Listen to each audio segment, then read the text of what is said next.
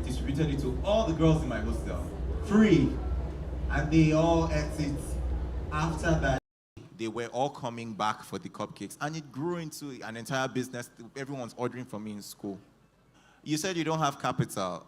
I don't fully believe that, because there's always capital if you want to take a risk. Sell your phone, sell something, sell something, you know? But what I will say is, just try something, focus on that for a bit, study your market. If it doesn't work, move to something else. Cool? All right, let me, thank you very much. I think that was great. Let me just add, you're a student right now. You're a medical student. Sorry, this thing is now giving Oprah Winfrey style. I'm just in my head. So you're a medical student right now, and as a medical student, you don't have a lot of time. What year are you in? You're in your second year, so it's still early. Okay. I'll say two things. Clarity is what you need, and focus, okay? Actually, balance is the word I was looking for, not focus. Clarity and balance. Take a deep breath. All right. As a medical student, you want to become a doctor at the end, right? A dentist? No, a medical lab. A medical lab, okay. So you're not doing the full 7 years? 6 years, okay. So I would want, my number one advice, because I'm a dad of 2 girls, I want you to have balance. You see that word balance? It sounds easy, but it's one of the most difficult things to do in life, especially as you're adulting, because right now you're experiencing adulthood real time. So you want balance. And balance doesn't always look like 50-50. It never does. Right now, your absolute priority is your education. Once you prioritize that, everyone that works with me, and for me, I always tell them, have a to-do list. Build in your own time. Build in your own redundancy. So once you prioritize your education, and you see that there's another 15 hours that you have free in a week, right? Then that's the time you have for something else, okay? Once you have clarity in that balance, then what I would advise you to do is the second thing. Take some time, like he said, and think about what you like to do. You like talking? Then do that. Let me tell you how to do that. If you like talking, write this down. What kind of jobs, or what kind of job, or what kind of thing can I do talking that can earn me, right? Okay. Yes. Yes. Okay. So you're looking for someone that will take a chance on you and give you the freelance opportunity. All right, no problem. There are platforms for that. Let's have a conversation. I feel like, so I'm going to... Juliana, put your hand up. Please, let's have a conversation with Juliana. Thank you so much. Because Adam also mentioned something. I didn't start the business until final year, when I had so much free time. So year 1, year 2, year 3, I was focusing on my accounting. So next person, please. Yeah, okay. The Afroverse and the creative economy. Since everybody have been talking about Afroverse, I've been hearing Afrobeats, Afro everything, but nobody's talking about Afro wellness. Because yes, I have a brand, and my brand is a prime example that the creative economy can extend beyond the local sectors like movie and entertainment. So what do I do? My brand, I address local health needs with local ingredients. What I create is, it is an African something. It's an African drink. It originates from ancient Egypt. It is known as, what's it called? In Ghana, they call it sobolo. And then in Caribbean, I think they call it something. But in Nigeria, it's popularly known as zobo. Okay. The main idea behind the brand is to create something like I'm an research patient, and there's limited drinks that we can take, like carbonated drinks, and all of those things. Doctor do advise us to take yogurt and all of those. Not everybody can take that. So I wanted to, okay, what can, ulcer patients should also be able to take refreshment without compromising their health. Okay. So I felt like, okay, I can be the change I want to see here. So, and there's this drink my mommy usually makes. Zobo is everywhere. So- Everybody makes Zobo. But she makes it with just 3 The ingredients. question is... Why is nobody talking about Afro wellness in the creative economy? Okay. So because of time, I want to take all the questions at once. So I've noted that one. The next person, let's just hear all of them. Then we'll try and merge. Let's see if there's similarities that we can merge. Okay. Okay, good afternoon. Thank you, everyone, and thank you so much to the speakers. Really got a lot from this session. I myself am a lawyer and I'm a filmmaker, and what I really want to know, this was really helpful, is what kind of partnership dynamics do you look at? What makes a creative team of founders stand out to you personally, and what kind of dynamics do you look for? That's what I want to know. Okay, fantastic. That's a great question. Yeah, good afternoon. My question goes like this. As a business owner who is trying to grow on social media, how can you get a lead without paying for ads? Okay. Yeah. These are the right people for this question. Don't worry. Okay, hi. So my question, okay, firstly, you both great men are filmmakers, and you know, we're talking about filmmakers. But yeah, the creatives in the house, and you also mentioned investment. So would you advise a creative to go into investment, firstly? And second, what kind of investment would you advise creatives to go to that will add to their creativity or creative knowledge generally? Thank you so much. So because of time, they are both actually investors. So maybe Tomiwa, you want to take the investor part and the lead generation part. Then Adam, you take the collaboration and the creative wellness bits. So over to you, Tomiwa, first. Okay, so I think I'll start from the second to the last question on, lead generation, right? So because my background is growth, lead generation is a very fundamental part of it, right? To drive lead generation at scale without cost is to be intentional about, visibility, right? Your leads are always looking for something, right? They're looking for a solution that for a problem that you're currently solving, right? How do they, find you, right? What are you doing, to rank, with SEO? What are you doing to rank with AI, right?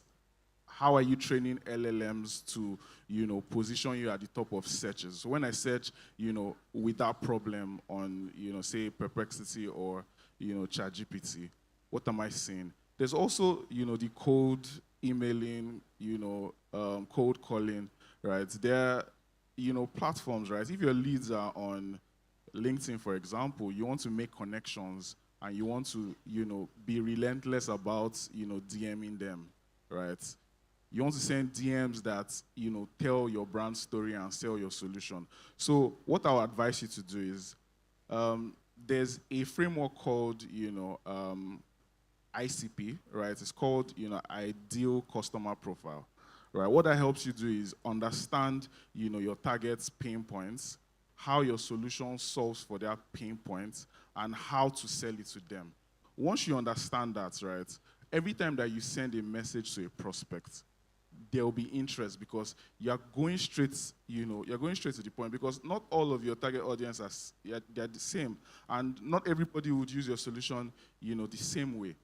But once you understand your ideal customer profile, you solve for visibility and you are, intentional about reaching them, right? Because so for example, if you send me a message, I would go online to check about you. I want to learn more about you. What am I finding, right? It needs to be properly curated, properly keyworded, so that you're ranking, with search, right? So that's what I would say to you.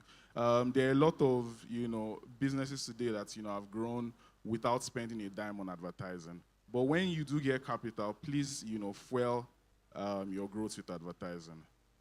So to the question on, what to look out, especially when, investing, right? For me, when I invest in projects, it's ROI for me. I'll be very frank. There passion points, investments where, I've invested for passion because, I'm interested in the person, or the person is a mentee, or the person is my friend.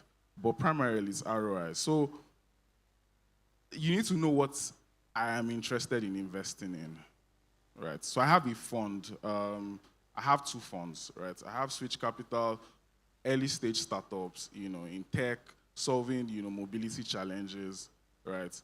And then I have, another one for creatives, right? Because I run a growth agency, and some of my biggest collaborators, are creatives, right? So for me to accelerate, my offering to clients that I, work with, I need you guys. So if you don't have the capacity to build and scale, I would want to invest in that. So you need to know what, primarily appeals to the investor. And then in your pitch, like I think Elton and Adim said, you also need to work from back. What is going to deliver value from me is going to, catch my attention in the first 5 minutes. Before, I started, so I've exited a startup before. I exited a startup last year, right? And before, I started pitching, I pitched to maybe 5 investors, and one said, and I was trying to raise, equity. And one said, you know what, I want to buy you, right? Like blank check, and that's how, I exited. But see, the thing is, I spent hours and hours on YouTube watching Shark Tank, right? I spent days, right? I can tell you, every product in different categories that, exceeded $50 million US in sales in the first 4 years. That's how much invested I was in Shark Tank. So you need to spend time getting the education, and it's practical. You see similar businesses like you. How did they raise funds, right? And the story is, one of the most important things, right? And then after they hear your story and they're like, oh, this is so amazing. How much have you done? What do you project to do? Those are the next, questions. So once you understand that, right, it will be easier to raise, funds. Thank you so much, Thank you, Tomiwa. Tomiwa. You guys not clap. Clap now. Solid advice. I was writing. Hey. All right. The lady that asked the question on Collaboration, and then another person on creative wellness. yeah, the creative wellness. I think she left the room. No, Okay, you're right there. Okay. I want to go back to what the guy said. The guys in the first panel said, audacity. If you're waiting for it to be done for you, it will never happen. You have to do it yourself. You have to, if you already have a product, start talking about it. Become a creator yourself and start talking about it. Secondly, find your community. You're not the only one doing any stuff in the wellness space. Find other people who you're going to cross-collaborate with. I don't have a lot of time, but there are lots of creators today, especially these tech reviewers that you're seeing today, Miss Techie, Eric, all of these guys. They kind of started with me. So I guess my point is, you want to find your community. You want to find your tribe. Don't go at it alone. If you start talking about it, find the next person that is doing another Agbo Jadi Jadi that has a profile online and run with it. Before you know it, I was saying to Tomiwa here, I do work for a brand, and the superstars that this brand look at are not your regular celebrities. The superstars that they look at are chefs, cooks, and they pay them a truckload of money. I signed the contract, so I know what I'm saying. And I was saying to Tomiwa, wow, these guys are like superstars, but they don't just see it. And it is because of their consistency, being chef, training, talking about it, that a brand can see them and sign hundreds of million naira worth of deal, right? Fly them everywhere. So if you can consistently speak about your product, make sure that your product has NAFDAC number, I beg. Find your community and don't stop. You might be the person creating this economy that you're looking for, and it will come to you. I'm very serious. I believe in it. And I hope that helps. Okay, fantastic. Your question around what do we look for you're a filmmaker, what do we look for before we invest? What are the structures that we look at? Yes, I'm running up. And I'll answer the question very quickly. We don't invest in a filmmaker that is not investing in themselves. So I started by saying, who are you as a filmmaker? What have you done? So you have to have done something. 1, 2, how much of the skin in the game are you putting into this film that you're looking to make? 3, where is this film going? Do you have a structure for it? Do you have a plan for it? Does it make sense? Have you even done the Naira and Kobo to say this is the return on investment?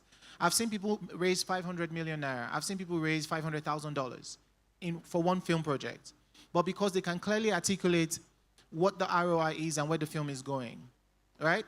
And the truth is, you don't have to have all the answers. We can have a conversation as to how that structure can work, because the conversation can be long on the mic. Thank you very much. So thank you so much, Adim. Thank you so much, Tomiwa. And thank you, my wonderful, wonderful audience, for listening to us. It's been a pleasure. We hope you learned a lot. And signing out, Elton. Thank you so much. Okay. Put your hands together for us now. Clap for us small. Please clap for them. Oh, they did so Okay. well. Thank you so much. A round of applause for our men in black. Yes.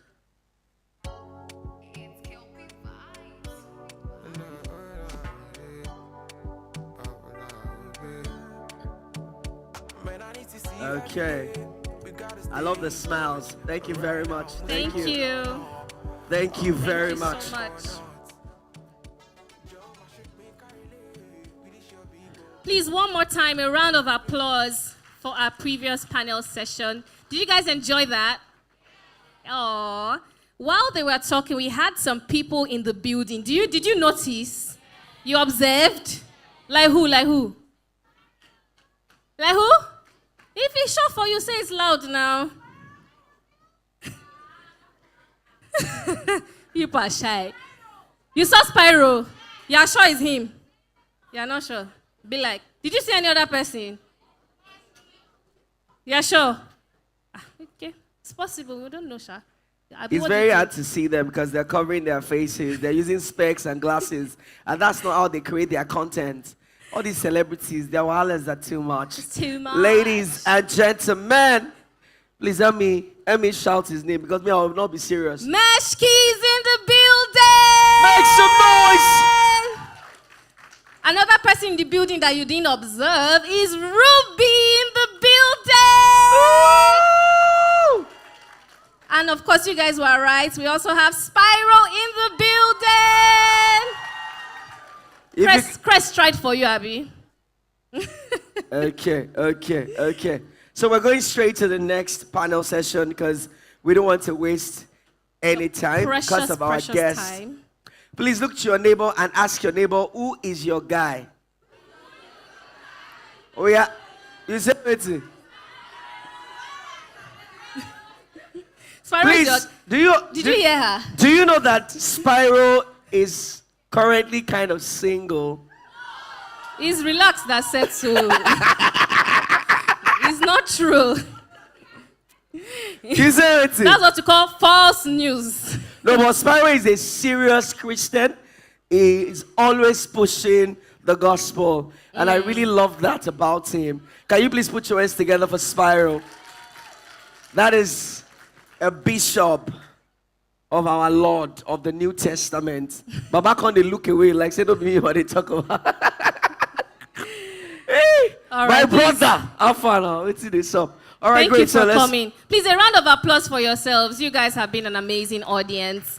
And a round of applause for B Money for sponsoring Crest Exactly. 2025. It's a big deal. I hope everybody has downloaded the app right now. That's why I want to give this. Network is bad. No souvenir. And I wanted to give you guys this, but I'll do that after the next panel session. Guess what? Even after that is done, guess what? I have an amazing lady. This lady is the only lady that was invited from Nigeria to sing at the crowning of King Charles at the United Kingdom, Westminster. Can you guess? Ladies and gentlemen, by her face, you can tell. She looks extremely beautiful. Half Igbo, half Canadian. Ladies and gentlemen, can you put your hands together for Uta Rasman! Oh, oh. She's going oh my to God. serenade us very soon. I'm Yeah, like, me and now we are honestly. doing a duet. Eh? I know you. Me, I will start with many, many, many people. Ah, Nah, you guys we don't know want anything. that. We All don't right, want so let's go straight to. All right, going right straight into our next panel session. We are talking about the future of Afro creativity, how Africa is shaping global trends in music, in film, in art, and in digital content. Now, I want you guys to do something for me. As I'm calling our speakers, you will be clapping. Is that a deal? All right. Our very first speaker we have on our list is Teresa Marvel Umar. She is a music business consultant. Please clap for her. It's not easy. Dominating. Mother Teresa. Dominating in the so music much, industry Mama. right there. Thank Joining her on stage, we have Ruby Akubueze, an amazing actress, very good at what she does, an influencer and a pace-setter in her field. And she will be joined by, let me allow you to do this one. Okay. No. All right. That's my brother. We started way back, shooting back to back, shooting for this and shooting for that. Is it true? You don't see now. Ladies and gentlemen, he's a digital creator, the co-founder of Udu Media. Ladies and gentlemen, can you put your hands together for Sheyi Ademeso Meskis? You must know him on the internet, right? Please make some noise for Meshki. Always wasting our time.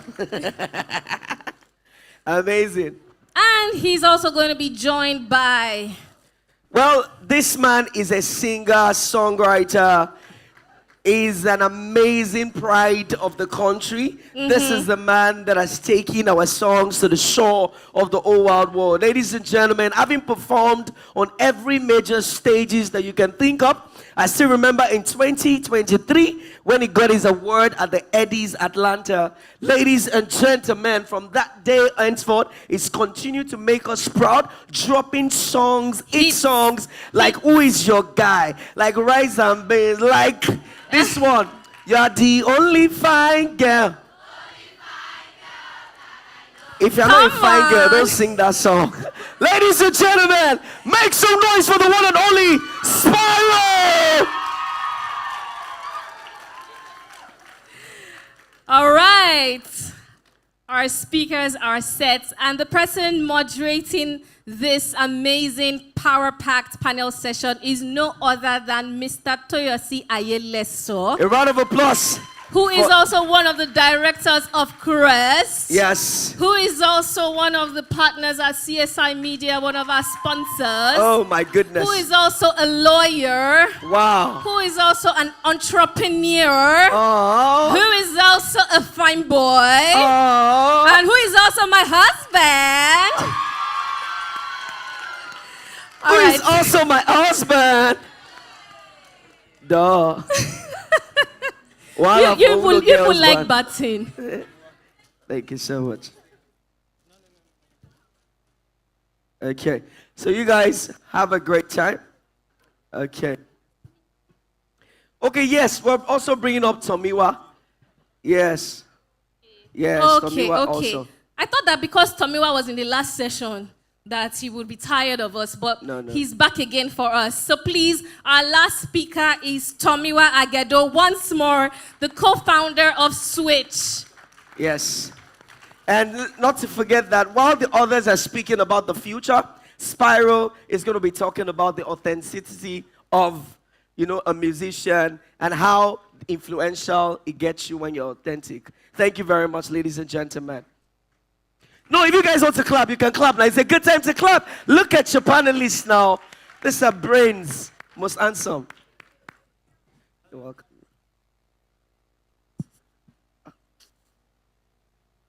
Okay. Great. Good afternoon, everybody. Great. I remember doing this last year, and here we are again. I promise you this is going to be an amazing session, right? Apart from the fact that we have some of the best in the creative space on stage, it's also particularly a very interesting topic. Please put your hands together for my panelists again. Okay, I was thinking Meshki was going to wear the the famous wig. So it's good to see you all. So today this panel session is a fusion of discussing the future of Afro creativity and also the influence of authenticity in the global creator economy. So you find out that if you travel to, say for example, you travel to a non-English or Yoruba or like Nigerian language speaking country, and you get to go to a lounge, and then you hear them play some Spyro song. There's a way it will make you feel connected, right? And this is what is happening to almost everybody in the world. There's a way that creativity and content and the creative space is reshaping and redefining how people look at people and how people look at things. So I'm going to give an instance. So when we were growing up, right, Korea used to be that very fighting country. It was just about a lot of, fight and all of that. But if you look at, if you think about Korea right now, what comes to your mind? Right? And so you're thinking love, you're thinking your favorite characters, because there's something that redefining and there's something that the creative space in Korea has done to the economy itself. So much so that apart from even liking the K-drama and Korean people and crushing over the guys and the ladies, sometimes you might even want to buy their products. So this is going to be a fun time, and I want to welcome all of you once again. Thank you for deciding to join us at Christ. Please put your hands together for them again. So I have some interesting statistics that are mind-blowing. And that's where we're going to start from. So it says that the African creative industry is worth over $58 billion right now.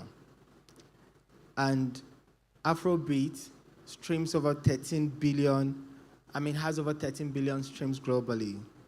And Nollywood is now the world's second largest film industry. And then almost every TikTok trend right now starts from Nigeria. So the conversation is, how we're not just joining trends anymore, but we're leading them, we're redefining them.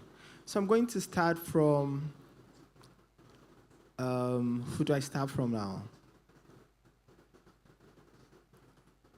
So I'm going to start from Meshki.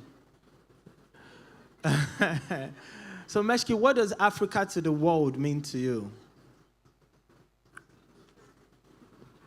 Africa to the world. Can we start from somebody else?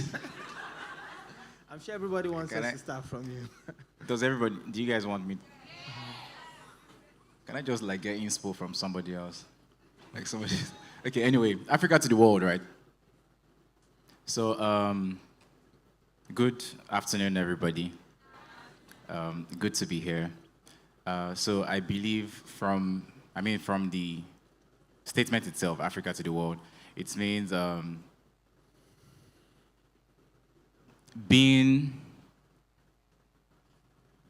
taking the lead, right, from Africa and taking it on to the global, stage. So I just believe from the word that it implies is creating trends, putting the continent that is Africa on the map, that's letting the world know that there's a place as Africa, and it's not just for the stereotypes of people that climb trees and different type of other things that they believe Africa is known for. So it's just putting Africa on the world map where it should be, but for tangible reasons and for important things. So basically that. Thank you so much. Please put your hands together for him. I think I want Ruby to take same question. What does Africa to the world mean to you? I'd like to take it round, with all my panelists. What does Africa to the world mean to you? Hello, everyone. Good afternoon. It's a pleasure to be here and speak with you all. I believe Africa to the world means, just like Meshki said, Africa being at the forefront of the creative industry, which, if you notice, he mentioned something and it sparked something in my head. Before, when people talk about Africa, all they think about is monkeys. They think about chimpanzees. They think about bushes. They don't think a solid music industry. They don't think a global film industry. They don't think a global fashion industry. But now, Africa is more than just Africa. Africa, when you hear Africa, people in the diaspora, when you travel, people say, "Oh, are you from Africa?" Africa is a whole lot more than just being Africa. There's Nigeria, there's South Africa, who is also doing so well in the creative industry. So that, for me, that's what Africa to the world is. It's simply Africa dominating in different spheres of the creative industry. Thank you, Teresa. All right. Good afternoon, everybody. So before I answer this, just go head on to this question, I want to give a very special shout out to Oladipupo Okubanjo, the founder and CEO of Ant Clock. And there's a reason. 7 years ago, when I moved to Lagos, I moved because I would say it was an instruction. And the person that God used to give me that instruction was Oladipupo Okubanjo. So he's the one that brought me to Lagos. He's the one that, made me see the things that I am now manifesting and exhibiting right now. So I'd really like to give a special shout out to him, please. And I'd like everybody here to put your hands together to Deepak. What does Africa to the world mean? There is a way this conversation will go, and you would understand that it really means you have a light and do not put it under a bushel. Do not put it under a bed. You have a light, it is your responsibility to shine. As opposed to what a lot of people think now, that Africa was the dark continent. I'd like to bring something to our attention. There was a time where, if you look at history, it is clear when you read and understand that Africa had so much potential that the West was afraid of it. Because they were afraid, they found ways to divide and conquer, right? And they understood the potential. I mean, guys, when you read history, you find out that we were really thriving in our continent, in our land, and we did not need any disruption, right? When we study, we see the history of architecture in kingdoms like the Benin Kingdom. It was magnificent, History still has it that the richest man ever was King Mansa, who ruled, I think that was Mali, where we have current Timbuktu. Africa was never poor. The West did everything they could do, to put us as the bad people, to make us look like the quote-unquote dark continent. So there was never a time that we lacked something in our identity. There wasn't an insufficiency in our identity. We were forced to believe that. What does Africa to the world mean now? It means that we are owning that sufficiency that is in our identity, and we are making every effort. Every effort means in our art forms, music, film, poetry, even paintings, we are making every effort to own that identity, own that sufficiency, that richness in who we are, and sharing it back to the world. Hey, Africa is the motherland. Somebody says the world started from Africa, and yes, that is where we are. So that is the narrative that we are pushing now. Africa, the motherland to the world. Thank you. Thank you. Ms. Parrow, please. Good afternoon. It's so good to be here today. Shout out to Meshki. I never thought that Meshki had this get sense. I don't know say you get sense, honestly. My idea of Meshki now, every day I watch your skit, by the way, and I'm like, this guy is stupid. But it's surprising that I'm here and Meshki is on this panel with, this is not a shade to Meshki. He understands what I mean. But then again, shout outs to you. He said it all. He has summed it all up. When you say Africa to the world, what are we saying? Let me use the scripture to expatiate further, which is the Bible says we are the light of the world. So, I think that is self-explanatory. So Africa to the world is a showcase of Africa to the world at large. So and when you think of that, one of the first things that comes to mind is when you think of Nigeria, for example, you think Afrobeat, right? You think Wizkid, you think Burna Boy, or you who else do you think of? Don't be biased. Because I'm here, it says Spyro. You think Davido, you think Wizkid, you think Burna Boy, you think Olamide, you think Spyro, you think Young John, and this is to tell you that the world now is receptive to whatever it is that Africa has to offer. It has not always been like that, because growing up for me, I remember how, I don't know who remembers Kenny's Music. Back then, Kenny's Music used to be like the biggest record label back then. And, they never even got invites to, what's it called, to the Grammys. So they used to stream from outside. They say, right now we are live at the Grammys. It's a lie. They were not really there. They were just outside interviewing, people on the red carpet. Pretty much they could not get access, but they were the ones that opened the door. They made people pay attention, because after that we saw the likes of Two-Face Idibia. I'm trying to narrow it down to entertainment in Nigeria so that we understand properly. And then we started to see the likes of Two-Face, we started to see the likes of The Bunch, the likes of P-Square, now doing so great. And now they've opened the door up, in such a way that now you can't talk about Africa without talking about good music, and that is, I think that is what Africa to the world means, like an exposure, a showcase of African elements, a showcase of African talent, a showcase of African content to the world itself at large, yeah. Thank you. Please put your hands, clap if you want to clap.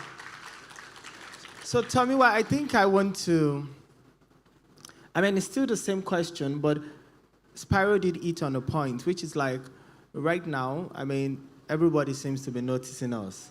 That's even very undeniable, right? From the brand perspective, what do you think makes African content so magnetic right now? Why do you think there's suddenly, everybody wants to, even promoters abroad want to, work with us, everybody wants to work with an African influencer. What is the juice that is making us so attractive right now? Hi everyone again.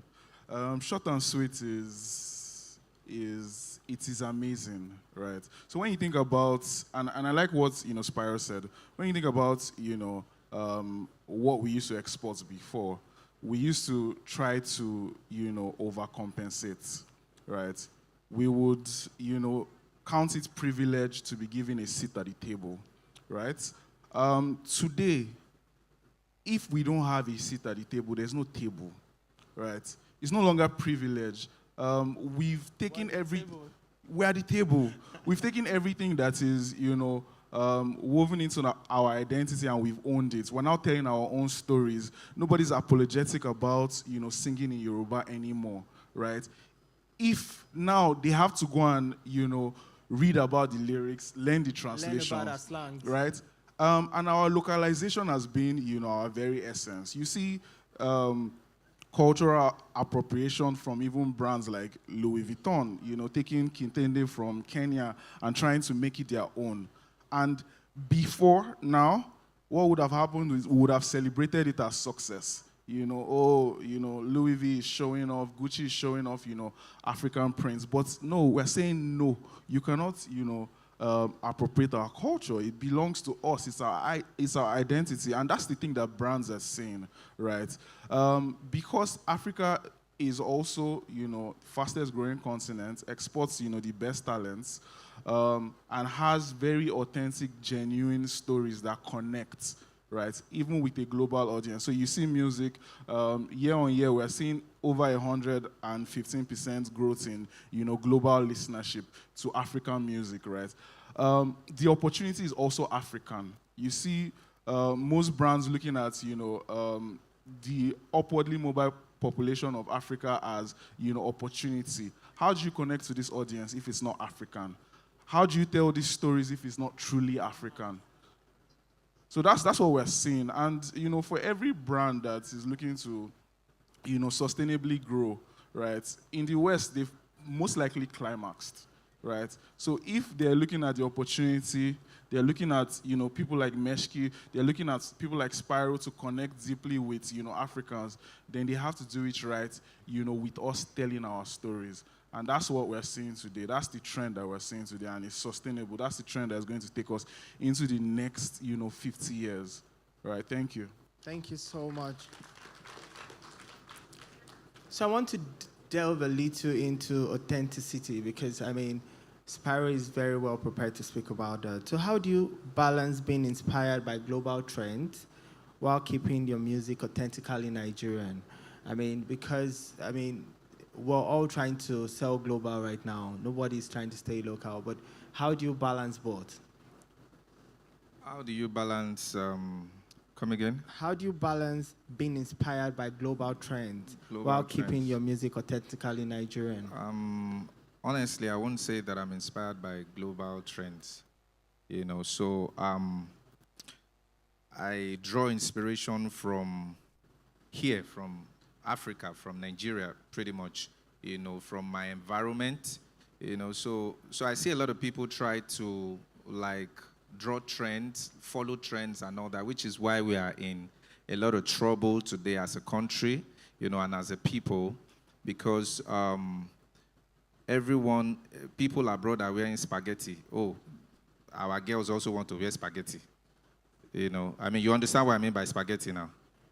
Because someone is wearing crop top, you really do not understand the mindset. You really do not understand why they are wearing it. Because sometimes when you walk up to some of these people and you ask them, why are you doing this? You cannot explain. You understand? But you can copy results, but you can't copy grace. You can copy people's results, but what you should know is that where is it coming from? What inspired them? Because when I was going to start out, professionally get into the industry, for example, I'm also going to use Meshki here. Meshki is authentic. His brand is a foolish person's brand. Do you understand? No. It makes money from being a clown. And I'm watching and I'm like, I love my my girlfriend will not let me rest about, they say, this guy again. I was watching one where he wore Fashion Week. What were you thinking, bro? But the point is, now get the point.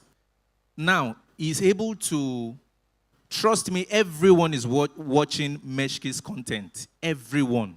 Trust me. Whether they are following him or not. For example, I'm not following Meshki, right?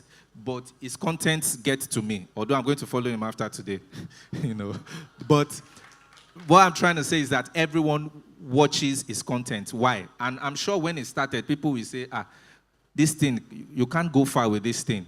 Why are you just being stupid? Why are you just being crazy? Why are you just being, but he's stuck to that brand, and that is why Meshki is Meshki today. Honestly, I'm not joking. I don't think any day passes by without me watching Meshki's content. Trust me. I'm being honest here because it just gives me joy and makes me happy, makes me, and that is the point.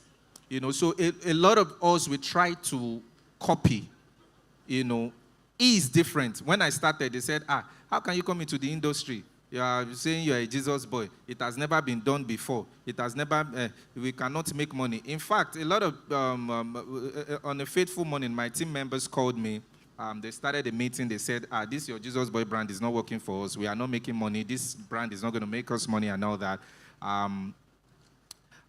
Let's change it. Because as then I had Christ Ambassador on my profile.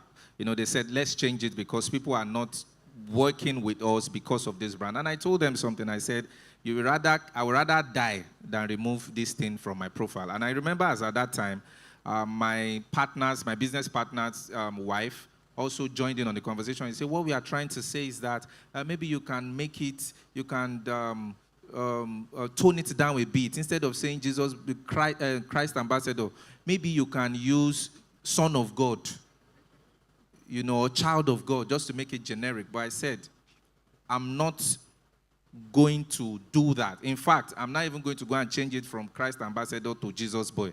And that was how the Jesus Boy brand came up. And this is the point. They that know their God shall be strong and do exploits. Now, I'm taking the point somewhere. There's something you know that influences your authenticity.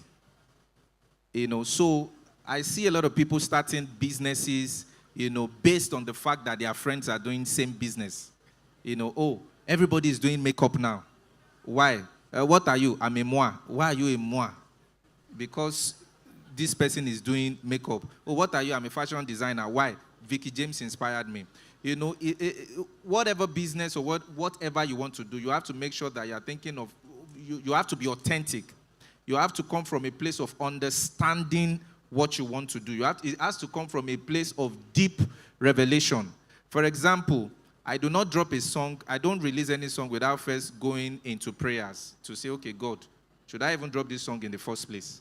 You know, it might sound stupid. It might sound unreasonable.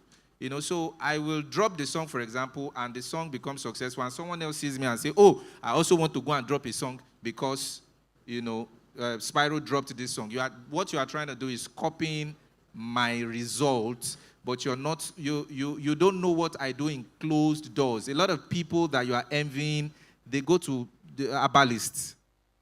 I hope you know. Let me remove my shades. I hope you know that a lot of people that you are copying in this space do fetish things just to keep their business afloat. Those are the type of people that you are copying. You know. So when he said copying, when he said, how are you able to, going back to the question now, how are you able to, is it balance your authenticity with, come again please, with global trends? And I answered, I do not copy global trends. I do not copy trends, right? I create trends. I'm a pace setter. You know, whatever, even if and that is, you can clap if you want to clap. And that is how every one of us should be. Because it's trending and because everyone is doing it does not mean that you should also jump on it. You have to know something. You have to come from a place of conviction. You have to be sure that, okay, I want to do this, and then, yeah, just do it. Thank you. Thank you. Please put your hands together for him again. So, Meshki, right? Meshki, you've gotten free product placement at Quest, and we should get a percentage, I promise you. Because if this content of Spyro's endorsement goes out, we would copyright it and flag it. But yeah, so my question to you is, do you think we're driving the culture for a global appeal? Or do you think that we're driving content from mostly the commercial angle? Or, I mean, from the creator economy perspective, are we intentional about selling Africa? Or when we're just thinking about how do I make people laugh? Or, I mean, how do I make this trend, right? Do you think that there's an intentional way of trying to reposition Africa globally from the creator perspective? Okay, so I can't speak for everybody else in the industry. I would speak for what I've seen mostly, because people see content creators and there's a stereotype that once I start creating content, I'll start making the money they're making to buy the cars they're buying and the houses they're buying. So the motive of aspiring creators. They have, I mean, the motive of, oh, I want to be able to create content, to be able to buy and to achieve this thing, which is fine. Like, if that's what you want to do, that's okay. Do you get?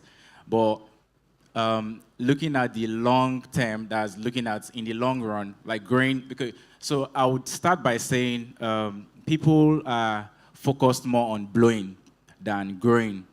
And I heard this from Nasboy. He said that like some days back. So it's not me. It's not me. It's not me that said it. So people are more focused on blowing than growing. And growing is that you've been doing the same thing, that you are ready for the time you blow. Meaning that once you blow, there's more. Like there's more to offer, you understand? Someone like Ashake, for example, now. People have been saying that, this guy just, from when he started, he just started going. Like, I feel like he had prepared for where he is now then, so that when the time comes, you now have like something to sustain you to the point of like growing, you understand? So I feel like a lot of creators have the motive of they want to go into the content space to make money and to just blow locally.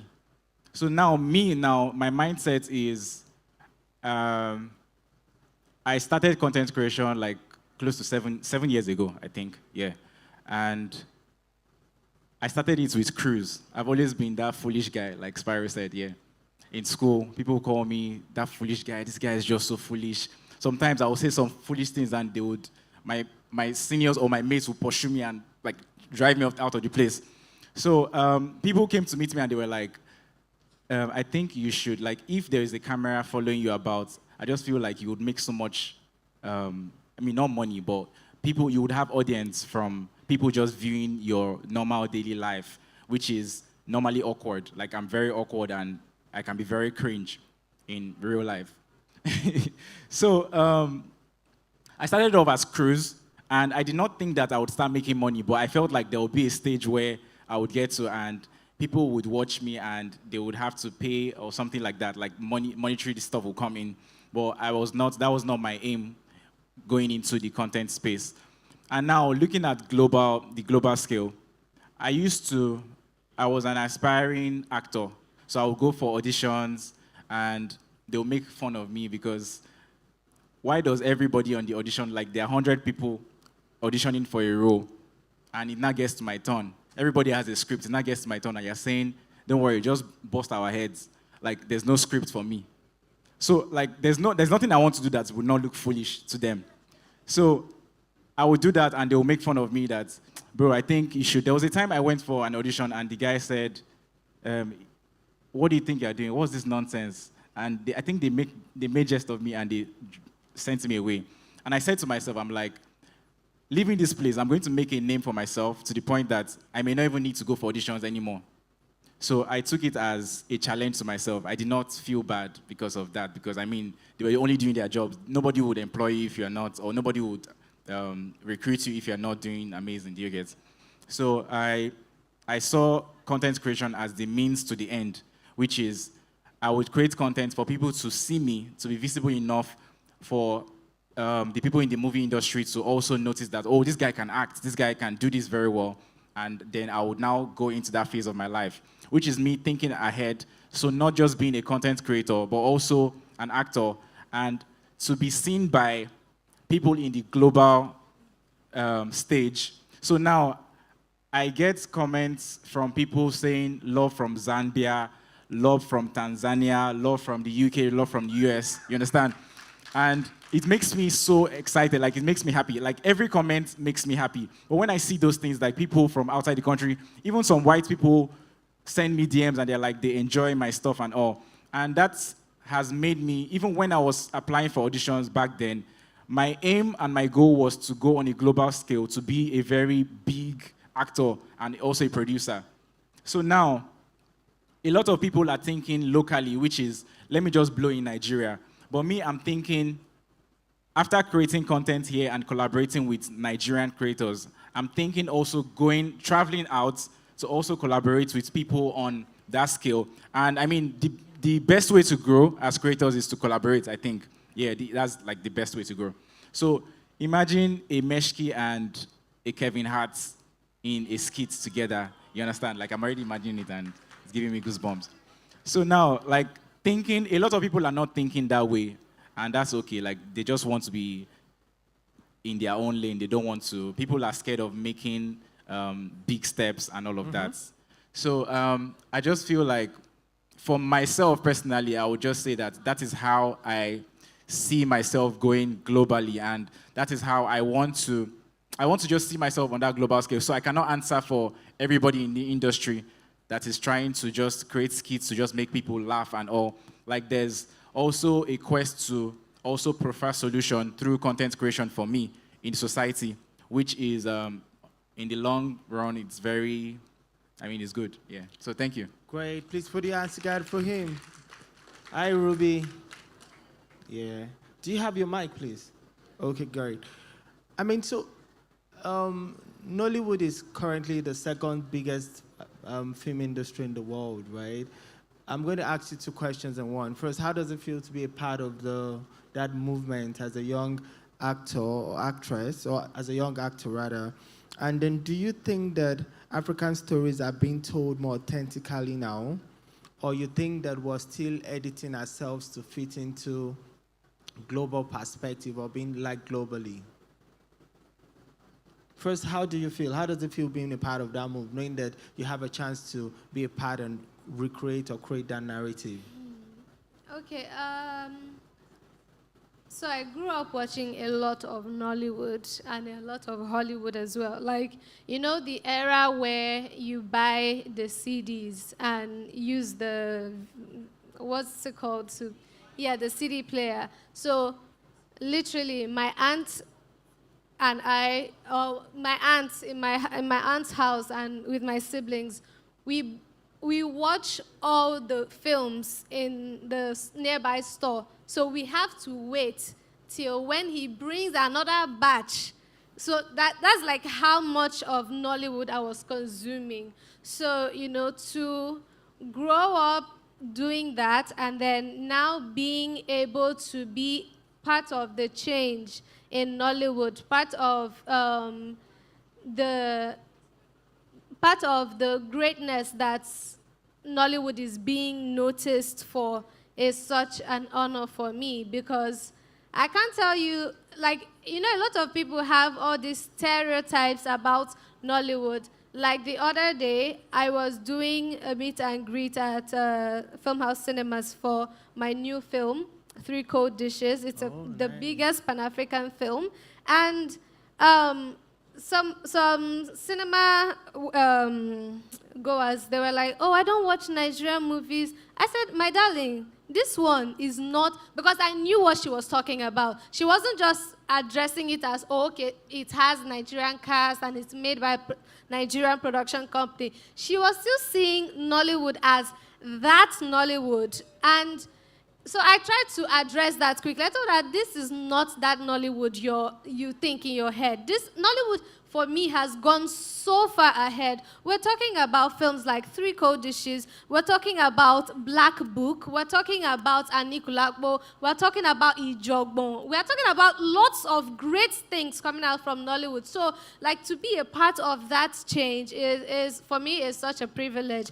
And to your second question? Yeah, it's my second question. What was it again? Do you think our stories are being told more authentically now? Honestly, I feel more now than ever, Nollywood is coming into,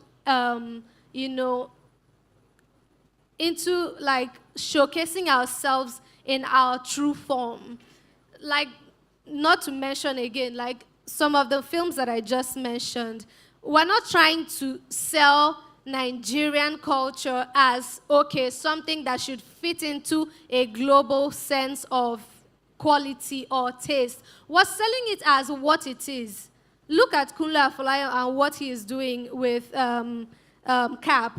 He's selling Yoruba culture to the world, and he's not coming to water it down to, fit a certain standard that, okay, because, like, truth of the matter is, some of these well-loved Hollywood stories are mostly African stories revamped to fit a Western culture. Take, for instance, Thor. You know that Thor is simply Shango, Abi? Thor is the god of thunder. Shango is the god of thunder. Me, I don't know about, like, much about Western culture, but, like, when you dip it, like, it's... But if you make a film about Shango, now everybody's like, I better go. It's demonic, is this... But it's what you're literally watching in Thor, God of Thunder. So it's like Nollywood were finally coming into that space where we're not ashamed, we're not afraid to, be our true selves, and that's honestly beautiful. I'm seeing films like Labake. I don't know how to pronounce that. I'm not Yoruba. Yeah, you know what I'm talking about. You see we're glowing, we're like basking in our culture, our identity, who we are. We're not trying to fit that global, taste anymore. And like I watched some throwback films from Nollywood, and you see them trying to fake an accent. I'm like, that's what we used to do, but now we're not doing that anymore. If we're being Yoruba, we're being Yoruba. If we're being Igbo, we're being Igbo, and being Edo, we're being Edo. So, like, it's for me right now, Nollywood is fully coming into telling our stories with a real level of authenticity. Thank you. That's so great. Thank you. Hi, Teresa. So my question is, what is one thing that you think the creative industry needs more of right now? The African creative industry, right? What's one thing you think we need more of right now? One thing I am so certain, without any iota of doubt. And one of the reasons why I'm asking you this is because, you have a background of working with TikTok, so I'm sure you understand algorithm, and all of those things. So that's what I'm asking. So one thing I am really certain we need now in our creative industry, without an iota of doubt, is we need support and proper infrastructure from the government. Now, let me break that down. If we are paying close attention, a lot of individuals and organizations are making things happen from their little spaces and places, to ensure that, okay, at the very least, people earn from the work that they do, from all the efforts that you've put into, your craft, I beg your pardon. Inputs must produce outputs now. So individuals are setting up startups. There are so many online right now. It's like every moment I scroll, I'm seeing, a startup built for creators so that they can earn their worth. I'm only thinking, if our government can do this, life would be easier. Life would be better for everybody that is getting into this industry. And a bit more context is, back in the 70s, back in the 80s, record labels, the record labels, the homes to them, King Sunny Ade, Victor Nwaifo, there is something that's held them back from, expanding, which was, things happened in that time in the country that, let me even make it clear, there was the war, there was also the military coup, and the gross instability. Now, we don't have that. So the question is, what is the excuse, If we're going to pay tax, can we see at least what our tax is doing for us, Can data be better? Because that is, if there's no data, there's no way we can push our content out there, right or wrong? So can data be better? Can light be better? Can transportation be better? Because goods and services need to move. Yes, we understand that, there's the internet. You can reach people at wherever. But think about it. If we had better road structures, if we had security properly sorted out, not the ones that we have to take responsibility for, we would have a laser focus on this is what I am doing, and this is what I enjoy doing. Not having to think so hard about, okay, how do I protect myself? How do I protect my for lack which word will I use now? Say you are an artist that produces physical items, you're also going to think about how do you protect your physical items. So I really think that our government can step up. Let it not be audio, because yes, there's the argument that, oh, we're doing things. Bring it down. Let the average man benefit from these things. Let the average man be the ambassador, be the voice to tell you, oh, I'm a beneficiary of this thing, and the government is working. Thank you. Like the impact can be felt on your skin and not just audio. Speaking about this impact from top to bottom, it is possible. It is really possible, and I pray that it happens soon. Amen. Thank you. So, Spyro, you speak a lot about staying true to your values and your music. In an industry, especially, the music industry, where there's a lot of pressure, how do you balance, pressure, fame, trends, global expectations in terms of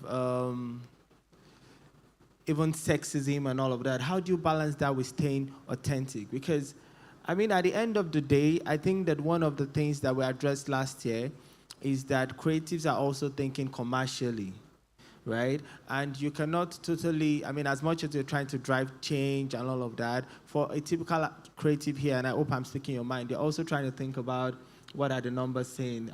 How do you balance all of this pressure of fame, of commercialization, making money with being authentic? How do you balance that personally? That's a very crucial question. Can you guys hear me? Feels like I can't hear myself from here. How do I balance with the pressure of fame, commercialization, and all that? It's pretty simple for me. Like I said earlier on, when you know that this is what I want to do, when you know your way. For me, coming into this industry is not just to make people twerk. It's not just to make people dance. That put me in a lot of trouble when I dropped With Your Guy and I said, I'm not going to be posting people if they twerk to my song or if you're naked, if you're half naked and you are vibing to my song, I'm not going to post it on my page. So I feel like when you know from the get-go what you want to achieve, for me, it's all about making impact. It's all about making positive impact in the society. So that helps me. How do I explain it now? That helps me keep it together.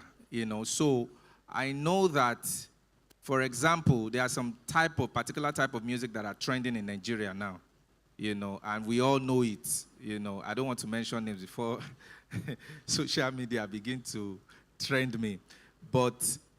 And a lot of artists feel like if I don't do it this way, I'm not going to make money. And it also filters into every other business, that if I don't follow this trend, if I'm not making it commercial enough, But one thing I want to tell you is that there is success in you being authentic in itself. There's success in it.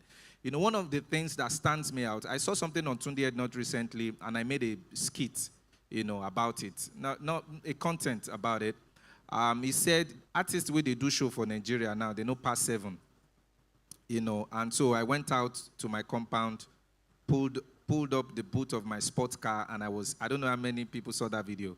I pulled up the boot of my car, and I was eating food. I had a lot of food there just to tell people that I'm not affected by the economy. Why? Because I've stayed true to my aim, my goal, my objective, my I'm authentic, right? And this is what that does for me. I only it's November and December now, so the kind of shows that I get, for example, when they are looking for artists that make clean music, I hope you know that it's not all shows that they can call some artist for. Because you don't want people coming around using some type of language around your kids, right? So when they are looking for artists, for example, I'm one of the few artists that graced Tony Elumelu's end of the year party in his house. Do you understand? You know, so I've been able to, because of my authenticity, it has given me an edge in the sense that I will always have events. There are some events that you can only call Chike, Spyro, and Johnny Drill for yes or no. And there are some events that, those events, you won't just see Gbogbo Ero there. You know, I would love to mention names, but I'm trying my best not to mention names. But yeah, do you understand what I'm saying? So my authenticity, initially when I started off, like I said, I didn't even finish the story I was saying before, how they tried to, my team members tried to change me from doing what I was doing. And eventually, one thing you need to understand is that when you eventually make it, when I now made it and, you know, money started coming in, those same team members now came, you know, because I started dragging them that, I thought you said this My Jesus Boy brand is not going to make money for us. I thought you said, and they say, we never saw it that way. We just wanted the best for you. You are doing well. You are doing all that. And one thing I want to say to someone here is, do not be moved by, and the Bible also says it, do not be blown away by every wind of doctrine. They say you go to one place now, one Baba say, hey, go and breathe, we are going to wash your head in the water for 7 days before you can be successful in life. And you too, gullible, because you are gullible, you also carry your head. You carry it inside there. They are washing it with water. You know, where is that stated in your Bible, for example? You know, and this comes from people just being tossed here and there by every wind of doctrine. Stay in faith. Stay in what you know. I'm sorry, I'm a Jesus boy, so there's no way I will not link it to the scriptures. So stay in faith. Know what you want to achieve, you know, and at the end of the day, do not allow yourself be tossed by every wind of doctrine. Do not be pressured by, oh, this person is making $5 billion, you know, because they are making this type of product. This person is doing this thing because, so, I mean, I pretty much, to finally put an end to answer the question, to round it up, I'm not moved by whatever anybody does. You know, I know what I do, and I know my God, and I know that even if everybody is not making money in this country, me, I will make money. Why? Because for me, Jesus in itself is a strategy. The Bible says, lift Jesus high and he will draw men unto himself. You know, and that is my strategy. I lift Jesus high. If I fail, God fails, and God can never fail. So that's my strategy. Amazing. Our time is almost up. I'm going to ask you this yes or no question. Have you always thought like this, or is this you evolving? It's just yes or no. Is that me? Yes. Have you always had this mindset, or you have evolved into this? Yeah, I evolved into this. I've not always been this person. Yeah, I evolved into this. Great, thank you.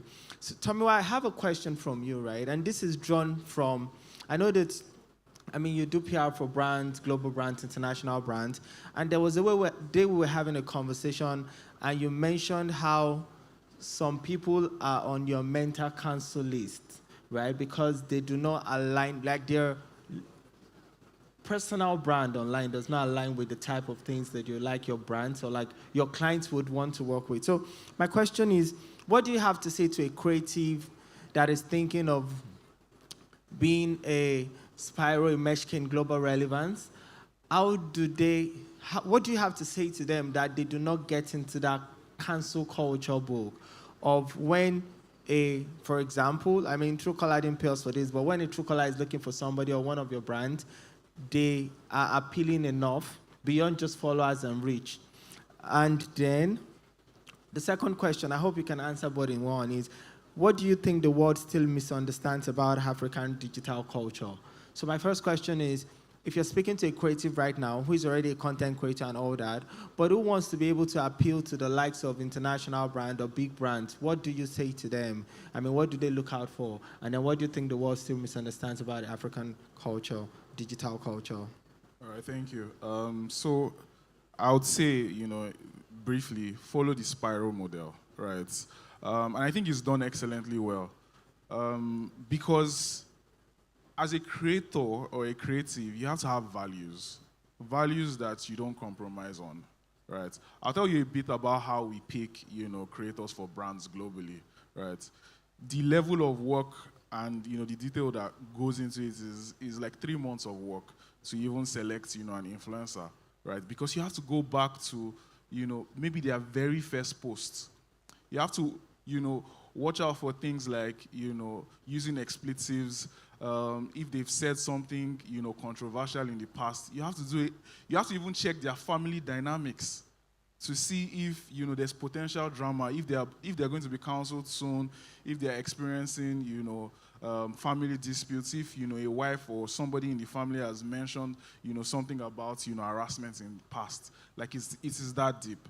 Because every partnership is not, a one-off, right? Global brands look at it, in lifetime value. So you have to have values that you don't compromise on. There are people that, on the surface, because they have very impactful engagement rates, right? You see creators that have more than 25%, engagement rate. And ideally, you think about, their follower counts that, this guy will be perfect, in getting this brand story out there. But when you check deeply, maybe in 2013 or 2014, they said something about, rape. And their counseled, can never be worked with, can never be touched again. So you need to be intentional about what you're doing today because it will speak for you tomorrow. So that's to the first thing. The second one is, I think the challenge is 54 nations, right? 54 different countries, different languages, different, local context and nuances, but we're all boxed into Africa. Right? So there's very limited understanding as to, why something that will work in Nigeria will not work in Egypt or will not work in Kenya. So, because I know that we're past time, the thing is, the West, celebrates, fleeting things like, virality. They celebrate results. They don't understand, what it takes to achieve those results, the level of, work that we have to put into it. She spoke to lack of infrastructure, right? They don't understand that. And we're the only ones that can educate them on that. So as against them just showing, poverty Africa, right? We need to continue to show them thriving, Africans. You need to continue to tell your story. There's one thing that, has stayed with me since 2015. It was a meeting that changed my life, right? I was with, my line manager. I was working at Kingmaker at the time. And, so no, sorry, not 2015, 2019, 2020. I was in a meeting with him. We had done 1.6 million active users, right? Active users had never been done. It was at a CPA of 80 naira per user. And I wasn't, making a fuss about it. I wasn't celebrating. I wasn't tooting my own horn. I wasn't blowing my own trumpet. And he took me into a meeting room and he said, "I'm going to fire you." And I could not understand why. Like, I've done, great work. Like, why am I getting stick for it? I should be getting carrots, right? And he asked me, a question. He said, there are 3 people, right? And you can contextualize it, in terms of us being creatives and, in terms of us, scaling what we create out of the continent. He said there are 3 people.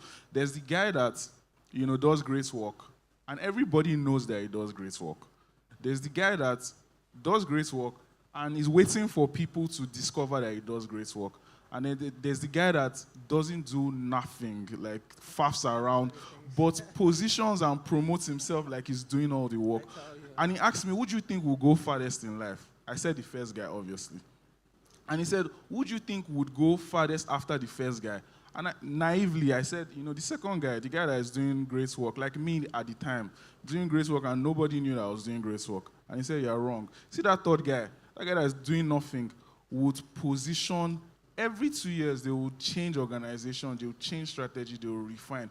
So what I want to encourage you to do is, nobody's going to celebrate you more than you. Nobody's going to blow, your trumpet more than you. Nobody's going to understand you if you sit back and wait for them to understand you. They're going to tell your own stories for you. And that's what has happened, right? I had nieces that used to ask me, "Do you guys have ESPN in Nigeria?"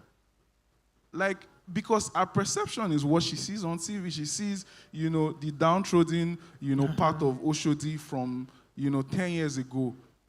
They don't, as of a couple of years ago, they didn't think we had cable in Nigeria. Yeah. But see, now that we're telling our own stories, we're at the forefront, and I like what she said, we're at the forefront of telling our own stories, we're owning our own narratives, and we're unapologetic about it. They will begin to understand us more. So we're not supposed to fit into global context. The world is supposed to adapt to us. Yeah. Thank you. Tomiwa. Thank you. Please put your hands together for my amazing panelists. Well, so I hope that this panel has taught us one thing, that Africa is not just following global trends. Africa is shaping global trends, and this is just the beginning. Thank you so much for listening to us. I hope you had a great time. Thank you. Is there pictures?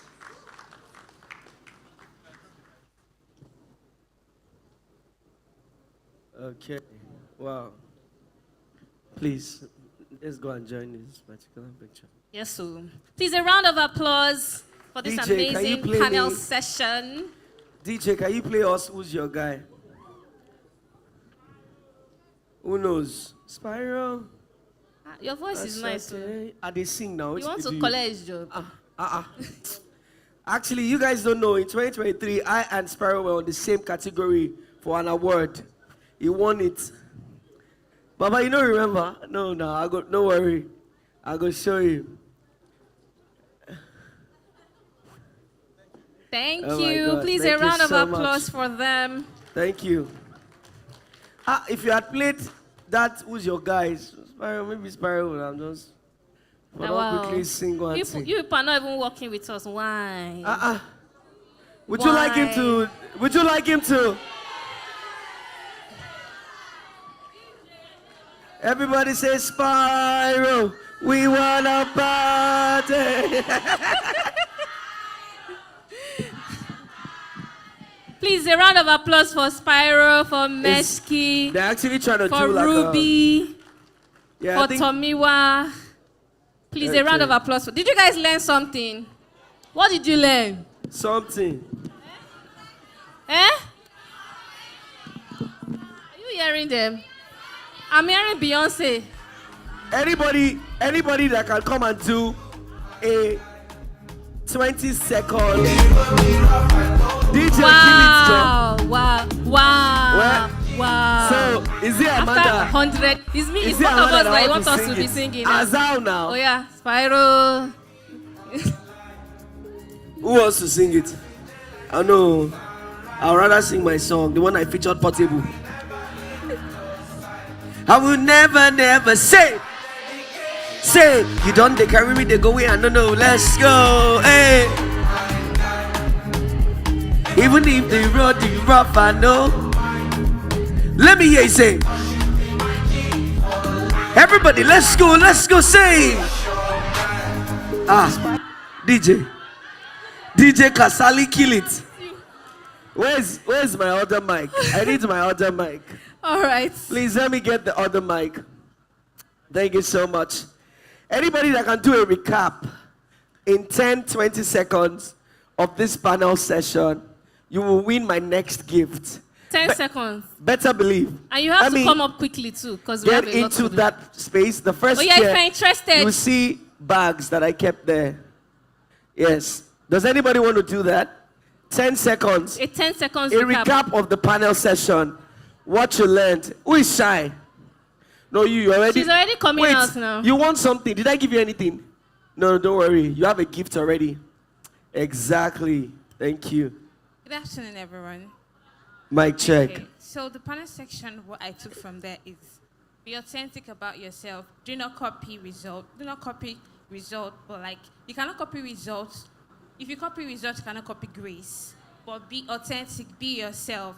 And we should not copy global trend by a pace setter. You know, I'm going to do something real quick. I'm going to do something real quick. Real quick. What's this one? Your phone. If you did for me. You all of you saw. So me, Sonny. All right. Can I get 3 ladies You're proud of yourself. You are not dancing. Hey. You are not doing all those kind of things. You are bold. Can you come out? Please, quickly, let's go. We have time. We have time. Or two bold lady. Two bold. Okay, yeah, you asked the question just now. Come up stage. Okay. Come now. Why? Yeah, you are This wearing thing you're lemon. doing, Sha, Come like up stage quickly. 30 seconds or less. 30 seconds. You will like this. Okay. Amanda, oh yeah, step out. So Stand here. My sister, come. she's wearing my color, so come closer. Who is wearing your color? It's Similar. not the same color as the light too. Exactly. So I'm going to give you the mic right now, real quick. See, this card, this is B money. Mm-hmm. Can you see? Take it. You have just 30 seconds. Sell B money to everybody. Wonderful. The best seller is the winner. Let's go. Hi everyone.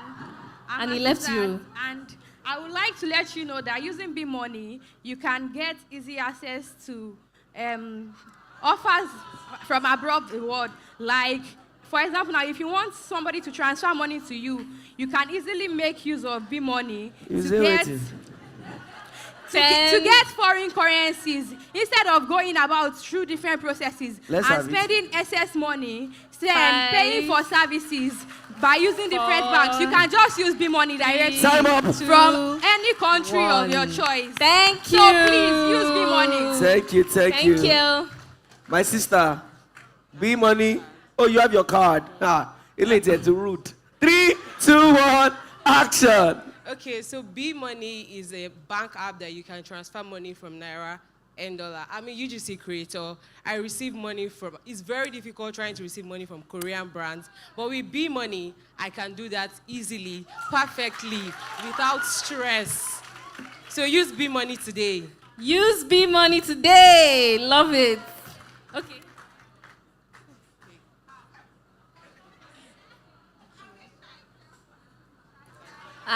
What's going on? Hello, everyone. So the word, it says be money. So be money. So B is in the money. And so that makes what? Be money. Period. So when I say be money, you guys still say be money back. So be money is something, I don't know. It's not easy. Oh. It's not easy. Oh, yeah, 10 more seconds. You can do it. I can. I believe in you. So, be money, link up your bank, but smarter. So when you use be money, you Satani, Oluwapa, we chocolate and caramel. Ooh-wee. Ladies and gentlemen. So use be money today. Use B Money today. That's all you need to know. Thank you for telling us more about. All right, ladies and gentlemen, quickly. A round of applause. Yes. Out of you the must three give of them gift too. No, wait too. Okay. Did any one of them make you feel like using B Money? Who? No. The person in the mix. Is she your winner? Is she your winner? Can she be your winner? My sister, you go and sit down first. So it's between the two of you. If you know she's your winner, can I see your hands up? You can see you. Put it down. If you know that she's your winner, let me see your hands up. That's my girl. What? That's my girl. According to the crowd, ladies and gentlemen, this is the winner. Thank you. But honestly, they all tried. You tried as well. Yes, you tried. We tried. For that. Because she was the first. This woman, politics is in your future. Yeah. So I should give her something. Tell us. We should give her something too. I should give her something. Okay. Bring your glasses. Please, a round of applause for them. Thank you so much, Please, ladies. the small, yeah. Give me that one quickly. The first word. Is she your sister? Okay, she's your friend. Go home quickly. Relax, you're in trouble. No, this one is not on me. Everybody voted, And this is what you vote. She's the one you voted for. Yes or yes? Yeah, it's okay, it's okay. He said no, no. We did not say there's first runner up now. Quickly. If she's your winner, raise up your hand. There's no way. Auntie, look back. Look at your people. If she's your winner, let me see your hands up. We'll talk more. See now. We'll talk more about this If later. you feel like you are not okay with it, go Please, to court. thank you very much. A round of applause for them. Both of them. Thank you so much. Thank you. But I owe you a brand new, never been used before, never been charged before, bottled water. Ask me later. Thank you so much. Wow. I hope you guys are having a good time. Please don't be fighting. Don't fight to relax. Can everybody do something? Relax. That's nice. All right, so moving swiftly along, we have a very important guest that is going to be coming to speak on something that we all need. What's going on here? Relax. No, she was the one that Stop all these things now. No, I'm giving people that want what they want now. What did you do? You won Ibadan. The whole Ibadan, you won it. Go and collect it now. What did she do? Please.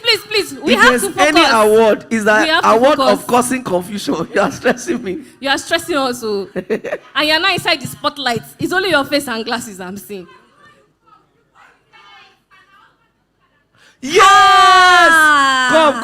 Come. Give me a laptop bag.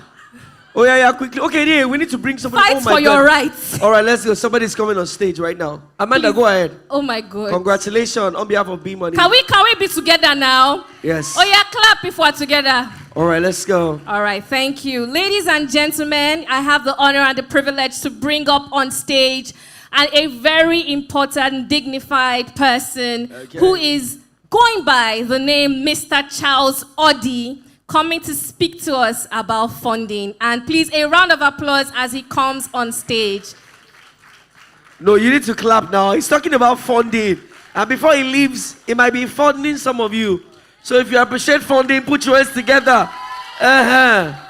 Let's go. Thank you, sir. Thank you. Thank you. Good afternoon. Are we tired? Absolutely. Are we hungry? Hungry for knowledge. Oh. Don't worry. The B Money has given them food. Is he a part of you guys? Okay. Good afternoon. My name is Charles Odi, and I think it's an honor to be with you this afternoon. I'm going to be sharing. Are we together? I think that guy is distracting that lady. What is he saying to you? Please don't be distracting people. He's telling her lies. I don't think so. But I will just introduce briefly. Thank you. Can you hear me? Is this better? I'll just introduce something briefly, and I will just turn it to like a question and answer segment real quick. I am the Director General of the Small and Medium Enterprises Development in Nigeria. How many of you have heard of that, Smidan? Let me see. Wait, with a show of hands. Fantastic. So I will just explain what we do at Smidan, and I will make sure that you get the knowledge, and I can show you how we can support you. We have some grants for you. How many of you would like to win some grants? By the way, with a show of hands, how many of you are creators in the room?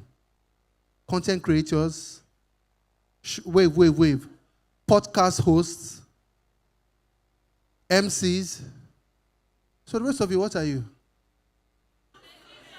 Magnesian? Teacher? Students? Oh, you're students. Pageant queen. Models. Content queen. How many of you are models? Let me see. Okay. I would like to meet some models. If you are really a model, because we have like a runway on Sunday. So if you're a model, I think it will be important to meet and speak. Next slide, please. Next slide. Media. Please. Next slide, please. Okay. So, again, the name of the agency is called SMEDAN. It's an agency under the Federal Ministry of Industry, Trade and Investment.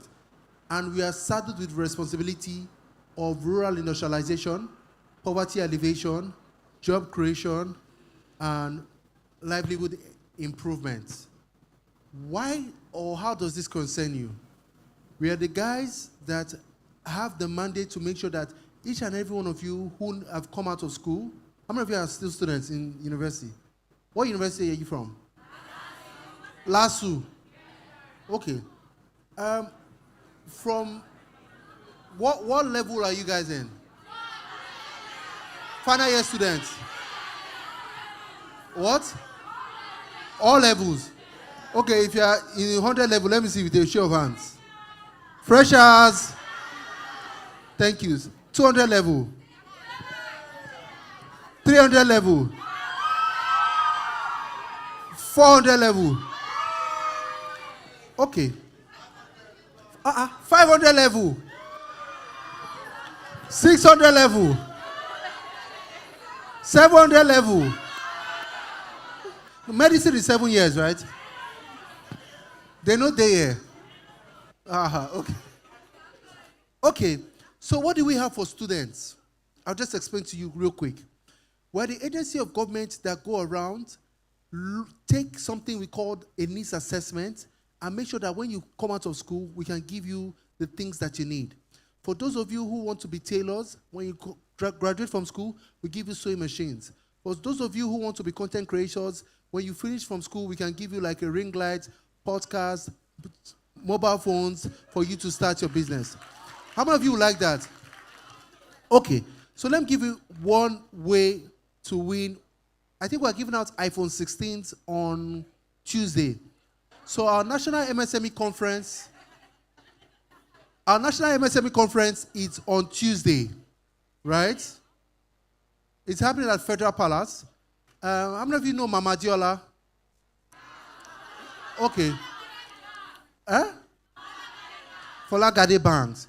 He's going to be teaching a content creation masterclass on Tuesday for just 30 people. And 3 people, 10% of the class will get to win an iPhone 16. There's another masterclass that's going to be happening by one guy called Mr. Jollof. He's going to be teaching the business of talk. And we're going to also give 3 iPhone 16s in that class as well. So please go on our website, smedan.gov.ng. SMEDAN, SMEDAN, Small and Medium Enterprises Development Agency of Nigeria. SMEDAN, go there, register, and we will make sure that you are one of the people that gets to be in the class. 3 other things that I think that are important. Okay, I think my slides are up. So we are the agency of government that helps with job creation, poverty alleviation, rural industrialization, and livelihood enhancement. Next slide, please. So this is the landscape of the Nigerian MSME ecosystem right now. Why should you pay attention to this? The 200 level woman. Is it food that you are looking for? Just pay attention to this, right? The last time we counted, there are 39,654,385 nano, micro, small, and medium businesses in Nigeria. What that means is that approximately 40 million small and medium businesses are in Nigeria. And if there are 100 businesses in Nigeria, 96% of all the businesses are small and medium businesses. And our categorization of small and medium businesses or medium businesses are businesses that are not doing more than 1 billion naira every year. It means that there are only 4% of the businesses in Nigeria that are doing more than 1 billion naira. My job is to make sure that I increase that and make sure that small businesses actually graduate from being small and medium and become large enterprises. So that's the data there. The next data means that all these small businesses contribute to 50% of Nigeria's GDP. The next data shows that all these small businesses employ approximately 59 million people in Nigeria. But the first problem is there on the board. Our manufacturing output is low. It's between 10 to 15%. We're not manufacturing as we should as a nation. And that's the first concern. Then if you come down, in terms of our industrial jobs, 50% of all our industrial jobs in this ecosystem, we are also responsible for 55% of our wholesale and retail jobs. Can you see the next problem? Can you see the next problem? Our export value is also low. It's about 7%. We're not exporting as we should as a nation. And so the thing that gives me joy is that between the age of 20 to 60, all our small businesses, 72% of our small businesses are women-owned and women-led. All the women in the house, give yourselves a resounding applause. So my job here is to make sure that I can actually spotlight you. Think about what you're doing in your school. What is the thing that you think that you can start to export?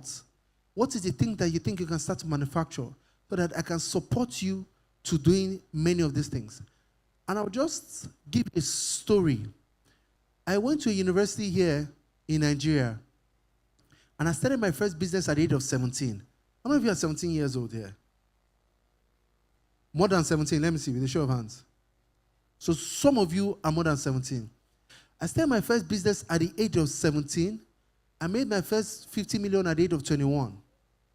What did I do? And I'll just explain it to you so that you can basically understand how you can. Some of you are already millionaires, right? What? It's not you. Involve you. Okay. I'll tell you my story. So the university I went to was like a glorified secondary school. You could not hold a girl's hand. You could not kiss a girl. You're not allowed to have girlfriends. As a matter of fact, if you do not wear a necktie like this, you could get suspended from the school. The name of the school is Covenant University. Have you guys heard about that? We were not allowed to leave the school. For us to leave the school, they need to call our parents and write to our parents. For us to leave the school, we need to go and take permission. And your parents need to confirm that you are even coming home. Does that happen to you guys? You guys don't understand that life, right? But in that life, let me tell you one thing. We have all come from different secondary schools, so many people were finding it hard to adjust. But I saw an opportunity. And what did I do? At that time, I didn't even know how to sew. So I just saw an opportunity that if we are 5,000, we're about 5,000 in the school, all 5,000 of us had to wear button-up shirts like this. All 5,000 of us had to wear suits if we had very special occasions. All 5,000 of us had to actually tuck in to go to class. And many of us were not used to wearing button-up shirts. So what I did was I started to learn how to sew button-up shirts. Because we're not allowed to leave the school, I would then take the measurement of my classmates. Take the measurement. When I went on holiday, I got a tailor. The tailor would just come to the gate of the school. I will pass him the measurement, and he will bring the shirt, packaged and ironed. And I was selling one shirt then. I think it was 10,000 naira, 20,000 naira. And before then, I wasn't even, my pocket money that time was about 50 or 100K, I don't remember. I was not even touching my pocket money. What? No, it was the school we went to, that's why. You know, you can cook, right? We couldn't cook.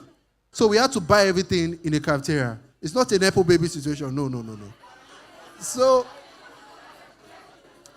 I said that to say this.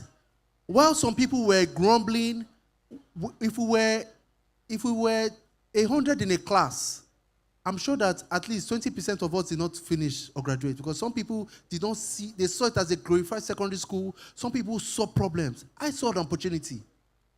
And I reached out and I was able to solve a problem in that my own reality. So I'm posing this question to you. And that's how I started my very first business at the age of 17. Some of you have some realities, some peculiarities, some problems in your neighborhood. And as teenagers, don't see yourself as you're too young to start. I started at 17 and I told you. You can actually, at that point, look for something and look for a way to solve that solution, that problem, and bring solution. And when you bring the solution, you start getting money. It's easy. I don't think I would talk to my slides. I'll just talk to the second story that I had. And I would just make sure that I will ask a few questions that some of you are currently faced with. Try to answer those questions, and then I would give out some grants that I've brought. So 3 things. The second story, we went to school. You know, that time, we had finished from Covenant. I think I was at 20 when I finished. So at 21, we were at NYC, right? And you know, what was the lesson from the first story? Start early, look around you, there are problems, and start solving the problems, and start making money. Money will start coming when you solve the problem. That's the first lesson, right? The second story. So we've gone to NYC camp. How many of you have done NYC here? Some of you, okay, the lady at the back. How many? Anyone else? Okay. So we've gone to NYC camp. And, you know, we've come from different universities, and all of us were in camp. I went to Lagos, so the camp was somewhere in Yanokwaja. And so while we were there, I realized that everybody was just doing whatever it is that they liked. So me, I was very strategic with my positioning. So everywhere I went to, where there's a place called Mami Market, we'll go there to eat, we'll go there to have refreshments. And everywhere I went to, I was always striking a conversation. So I asked people what it is that they did and what it is that they liked. And I met one girl. I think at that time, her father was a governor. And she said that her father had a problem. And she said the problem that her father had was they were from an oil-rich state. And the problem was that the people in the state, Delta State, the people in the state did not think that they should be paying taxes because they were from an oil-rich state. I said, is that the problem? She said, no problem. I'll come back with a solution. So I came back and I discussed with her how we can make the people in that state start paying their taxes. And guess what? We had finished camp. Okay, and there was another thing I was doing then. There was a boy band, and there was a fashion show they were trying to do. So I pitched that to her as well to say, you know, you can support this thing. And we have left the NYC camp. We have gone home. Everybody has gone. Guess what happened? One night, I was just sleeping and my phone rang. And she said she has a good news and a bad news.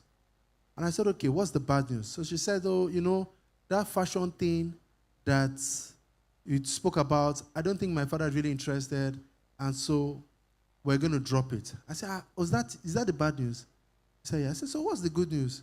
He said, that thing that you spoke about on how to get people to pay more taxes, my father is interested, and he said that by Monday morning, we should be in Delta State. Ladies and gentlemen, that's how I saw my first 50 million. So I said that to say this. Write this down. WIIFM. Can you write it down? That is the most important FM in the world. It is not Beat FM. It is not Silverbird. It is WIIFM means what is in it for me. What I was able to do was to help her see, or help her dad see what was in it for him from the proposition and the discussion. When you were talking to somebody, when you're trying to pitch your idea, you need to understand what the pain point of that person is. And when you solve that solution, when you understand the pain point, only then can you see what it is in it for that person. When you can show the person gladly what is in it for them, the person will gravitate to you and you start making money. Do you want to hear one last story? Okay, before I tell you my story, I want to ask you who are students. Because my job is to make sure that as you finish school, there are jobs available for you. The opportunities available for you. I would just try to hear from 3 people.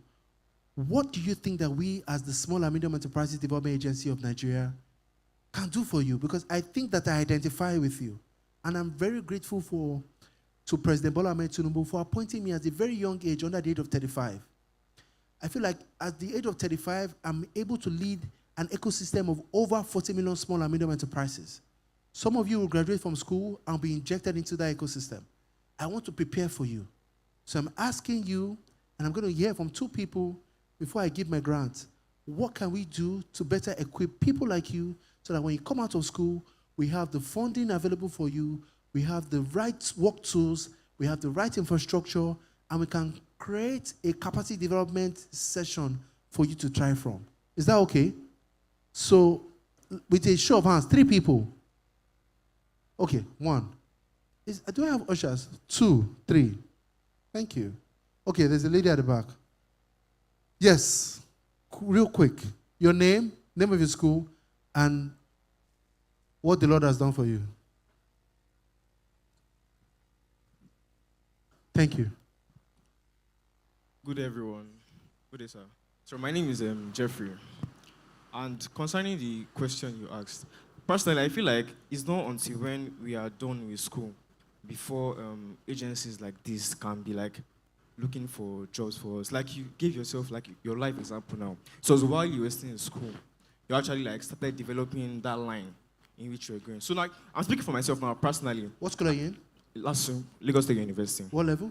I'm in 300 level. What are you studying? Computer science. Okay, go ahead. So I'm a graphic designer and a videographer. So like I'm saying for myself now, if you want to like empower me, I feel like you can assist me in getting my my camera stick and a good phone to continue my job because I've started already. I'm already building my brand already. How much is the camera stick? I don't know, but it's about like 200 or something. 200,000. Yes, that movable. I think it's about 200. That gimbal, yes, it's about Okay, 200. so continue your question. And a phone. Like, I have a team, like present like this now, but like small guys, like aspiring guys like me that know how to do this videography of a thing. So like, while I was still in school like this is like the side also that we can like be doing to grow from. So that's what I have to say. That's how you can empower me by assisting in getting a better. I'm a mobile videographer. Yes, I'm pitching myself. I'm a mobile videographer. Do you guys know him as a mobile videographer? Okay. So that's how I can be assisted in getting the game band phone.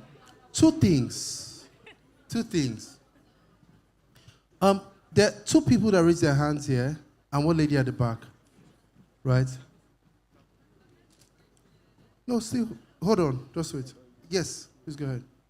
Okay. Good afternoon, everyone. My name is Taiwo. Okay, I think, first of all, you should create more awareness to business. This is my first time of hearing of Smerdan. Then you should, yes, this is my first. Yeah, so you should create more awareness on that. And you should make it more flexible so that people less privileged can be able to access. Is not going to be biased. Less privilege. Yeah, like people, it's not going to be something between the people with, at least from middle class, at least people from lower background will be able to access it more. I think that President Bola Ahmed Tinubu's administration is the administration where the son of a nobody can become somebody without knowing anybody. Wow. And so, because of that, I had never known any of you, right? And I'm here. And you can actually leverage opportunities by just going on the website. Yeah. So this so is not I'm just registering. You're just registering? Yeah, Okay. and I found out that's a lot of, and it's very, very okay. And Okay. I've registered already. Thank you. So you think that I need to be going from school to school, Yes. talking to people? Even social media, you can have content creators make more awareness on that too. Content creators? Yes. How many of you are content creators that can make our... Okay. So we're going to do 2 things now. Do you agree with them? Yes. Thank you. Thank you. How many more people can I take? That's the end. I had only 5 minutes. Okay, so what we're going to do, I'm going to ask Amanda, how many of you would like to create content for Smedan? I will get I will get the top 10 people, the first 10 people that register. They will get their details so that we can engage you and see how we can create content. We did a talent hunt for DJs, and we were very surprised that, with young people like you that won the prize. Thank you so much for that. Are you a content creator as well? No, I'm not a content creator. You're not a I'm content a creator. ghostwriter. You are what? Ghostwriter. Ghostwriter. So, since the 2 of you came out, I'm going to give you an opportunity to write for us, and then we'll make sure that you get some payment. For you, I'm going to give you an opportunity to register to win the phone, but I'll give you the 200,000 naira to get the thing. So, Abe, please just go there now. Go there, give him your details now. The man in white. And when Go there now. I have 2 more minutes. I'm going to ask you. See, I'll ask you. I will say, it don't enter. Listen to me. What's your name? Jeffrey. I'm going to ask you, it don't enter. When I say it don't enter, then you reply to me, it don't enter. I'll wait on stage till he enters. Can I talk to one more person?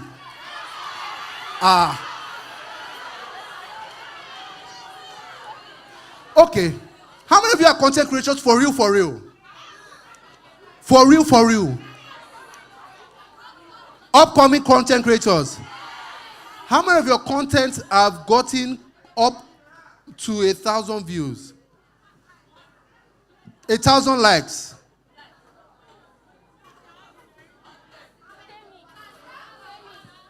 What, I'm not asking for followers because people buy followers these days, right? So I'm talking about engagement.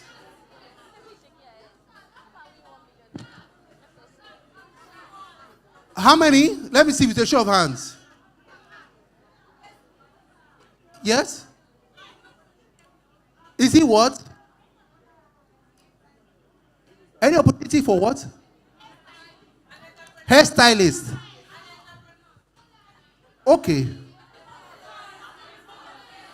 I will, because my time is fast spent, right? I would, please, if you did not register for this conference, make sure you register. Let's get your names, your phone numbers, your email addresses, because there are lots of things that I can pass to you.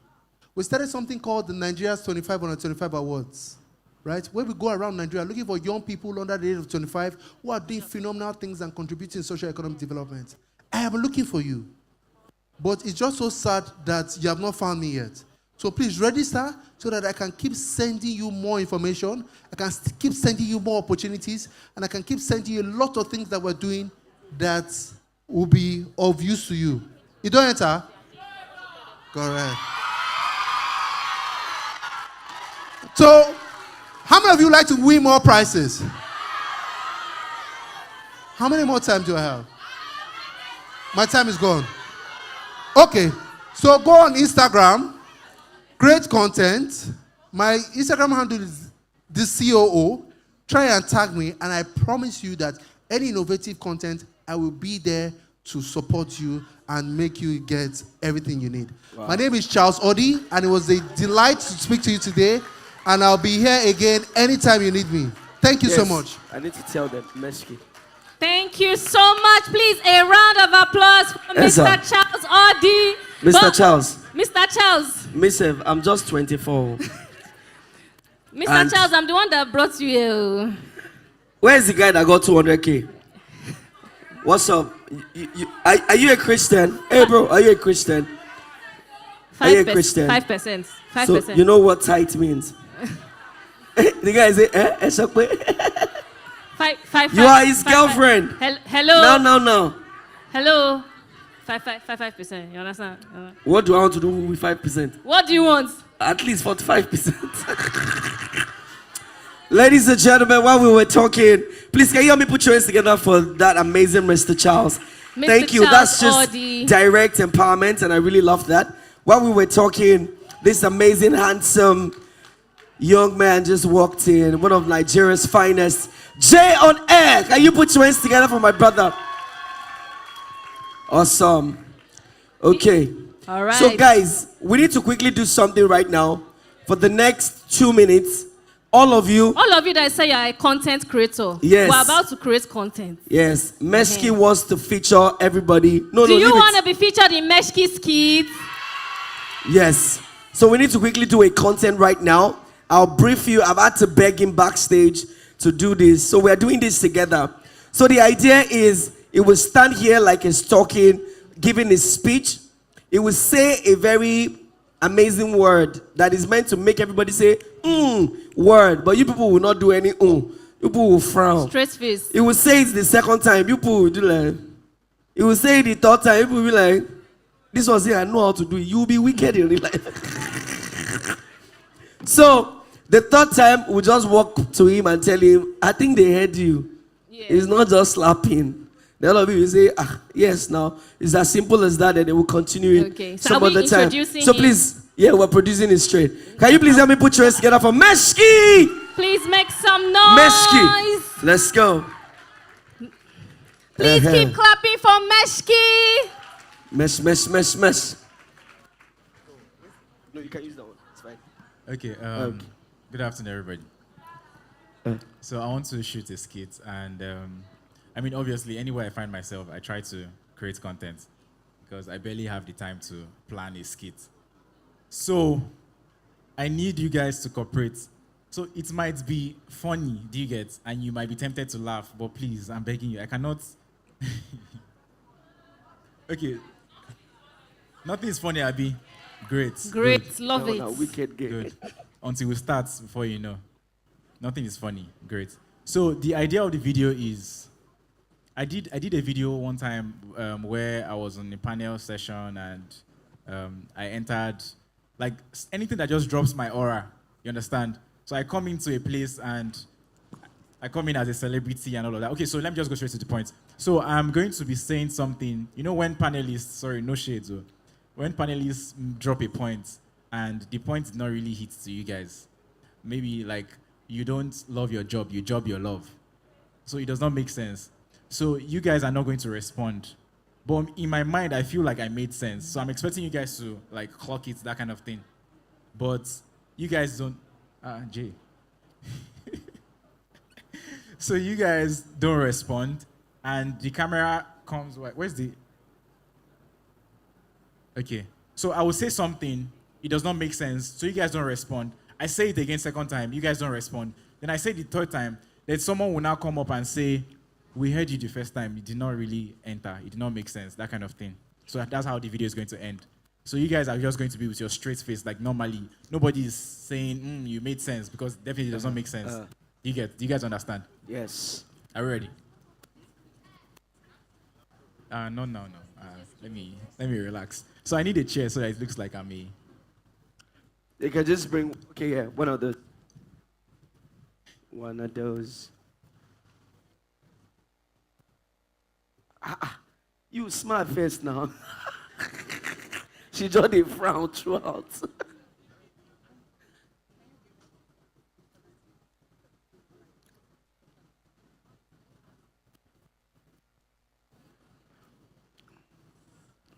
We're producing this content right away. So it's the third time that you come, yes, right? Yes. So you tell third me. time. So I think you should be somewhere closer to me. Yes. Yeah, Do you want to stand or you want to sit? No, I'll sit. So you stand. So when I say can the bring third an time, extra chair so Jay will sit down. Do you like that? I don't think Jay wants. No, he will now. Please let me bring one more chair. Ladies and gentlemen, joining the skits, Jay on air. Jay, Baba, come and sit down. You are not doing, you are on a panel session with them. So it's easy. You will just sit down. No stress. You are not thank you. Love it. Exactly. Let's Energy. go. I love this energy. Great. This is beautiful. Thank you, Jay.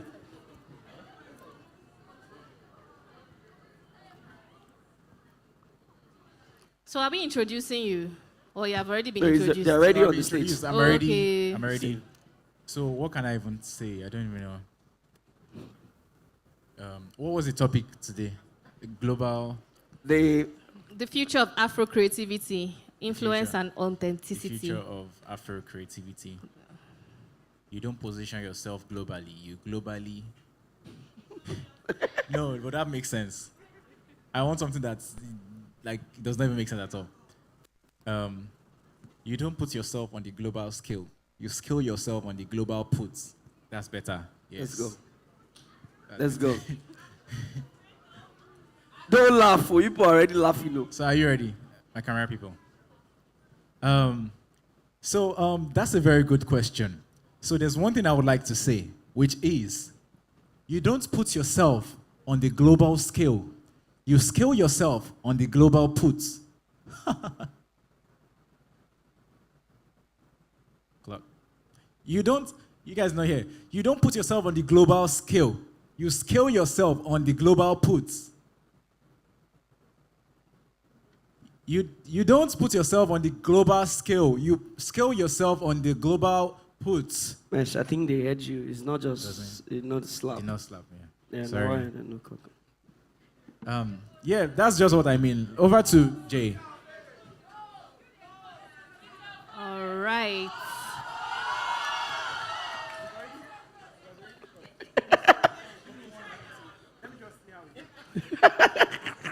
But in real life, people are wicked.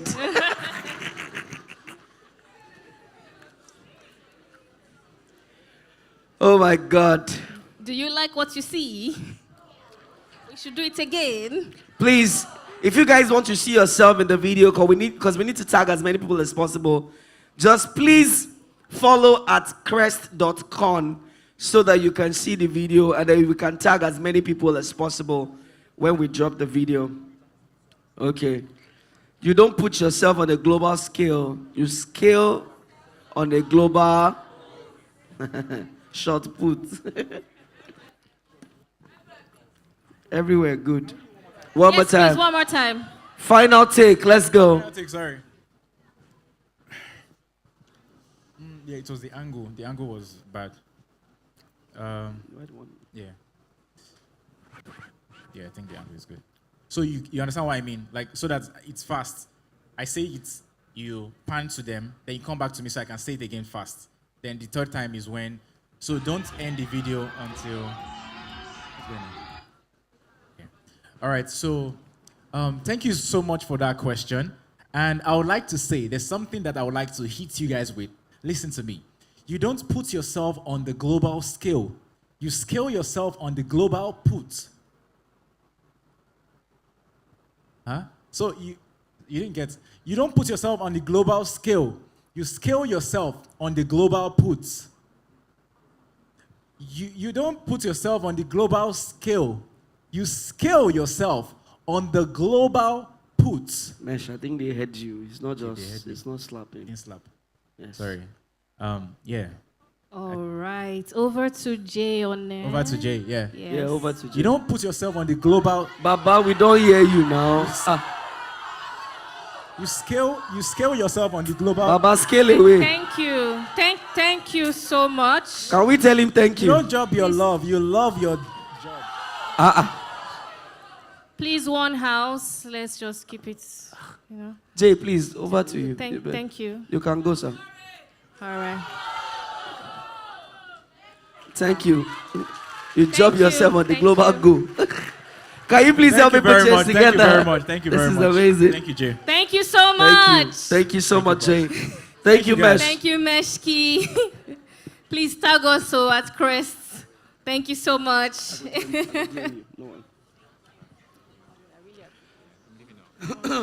Can you see? They are bringing my mic. I need to quickly serenade you guys. Please, can someone escort Meshki? He's leaving. Someone from the Crest team. About 14 people. Thank you so much.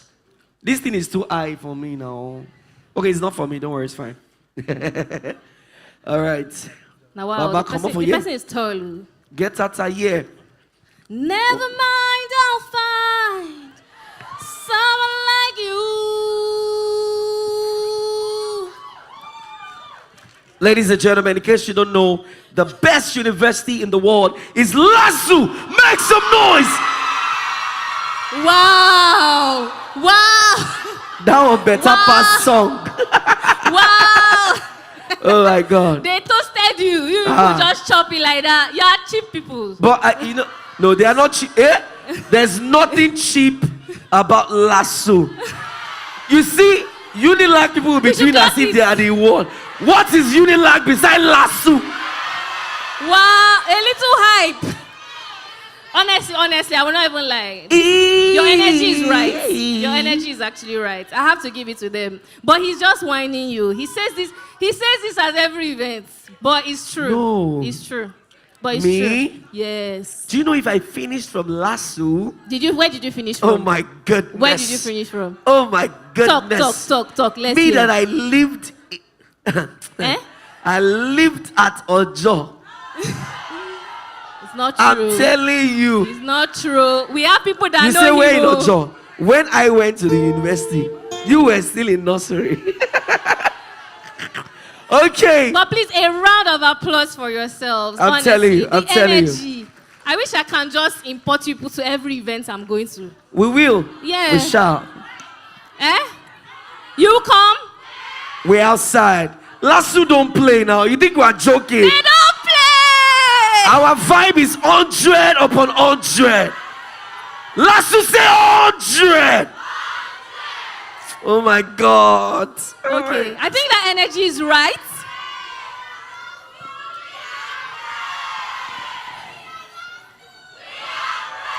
We are Lasso. Wow. You see now? When you did not go to Wahala our... for who did not go to Lasso. Yes. Wow. Okay. All right. But that energy is the right energy. For the next performer. For the next performance. Ladies and gentlemen. Ladies and gentlemen, she with that finished. same energy, make some noise for Uto Rossman. She's on. She also finished from Lasso.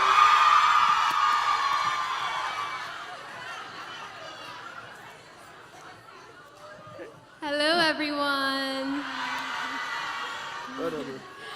I need to take the mic stand down a little bit. Who can help me with this?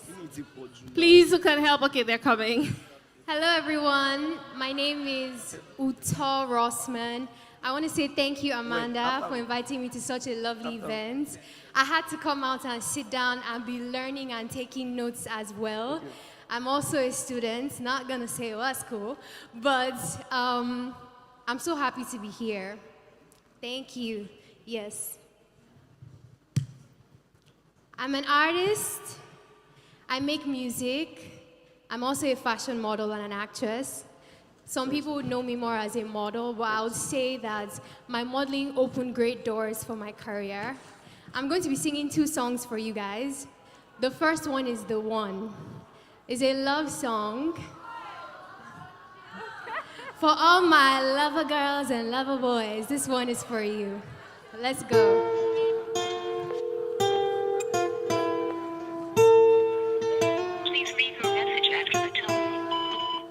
Hey, I hope you're good. I sent you a message. Could you check it out? Bye. I wrote a song for you that I feel for you. After everything I said, that I wouldn't be the one. Now I'm here for you. You've been here for me. Can you hold me tight? You'll be my only one. Oh, oh, can we talk about this? Yeah. Oh, oh, can we talk about you and me? Baby, could you be the one for me? Could you be the one for me? Could you be the one for me? You say that you're my one. All of my thoughts like I'm gone, like I'm lost, like baby, could you be the one for me? Could you be the one for me? Yeah, I've never really felt like this. Wanna be your main flex, show me off to the world just like this. Boy, I'm ready, let's try this. Getting lost in your love, like hold me in your arms so tight. Hold me in your arms all night. Tell me it's gonna be alright. I just wanna know if you're feeling what I'm feeling, let it show. We could take it fast, we could take it slow. Anywhere you go, baby, I'ma go. Baby, I'm for sure. We'll just let it flow, see where it goes. Could you be the one? I just wanna know. Could you be the one for me? Could you be the one for me? Could you be the one for me? You say that you're my one and only. I'm all up in my thoughts like I'm gone, like I'm lost, like baby, could you be the one for me? Could you be the one for me? Oh, oh, oh, yeah, no. Oh, oh, oh, baby.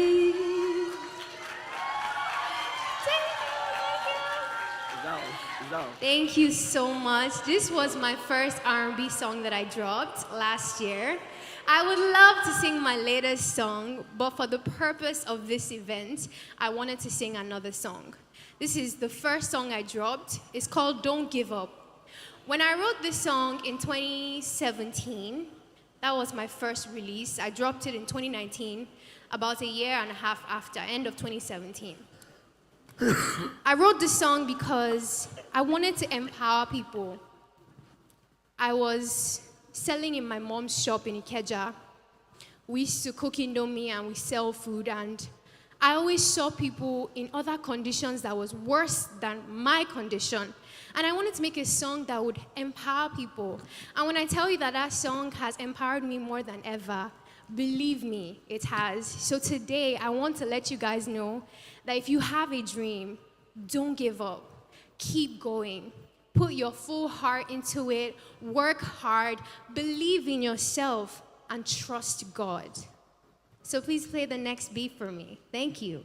While she's singing, please reactions as well. We would like to see you vibing.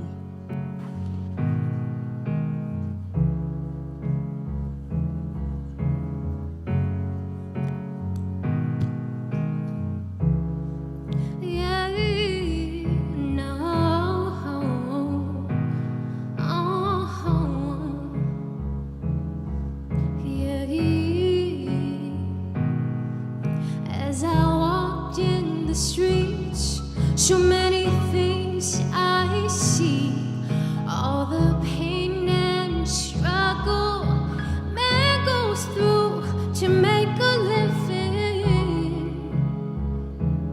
It's not easy, it's not easy. Many suffer, plenty suffer just to make a living. Don't give up, yeah.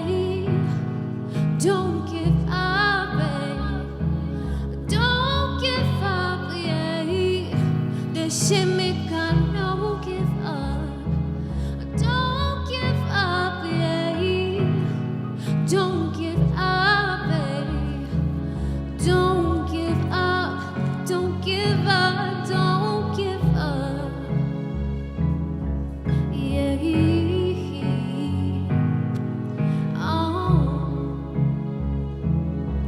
Don't give up, don't give up, don't give up.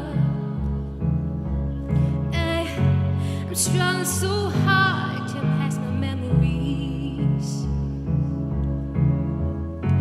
I want you to know you can be who you wanna be. So don't give up, don't give up, don't give up. Many suffer, plenty suffer just to make a living. Don't give up, yeah. Don't give up, babe. Don't give up, yeah. They say me God, no give up. Don't give up, yeah. Don't give up, babe. Don't give up, don't give up, don't give up, no. Don't give up.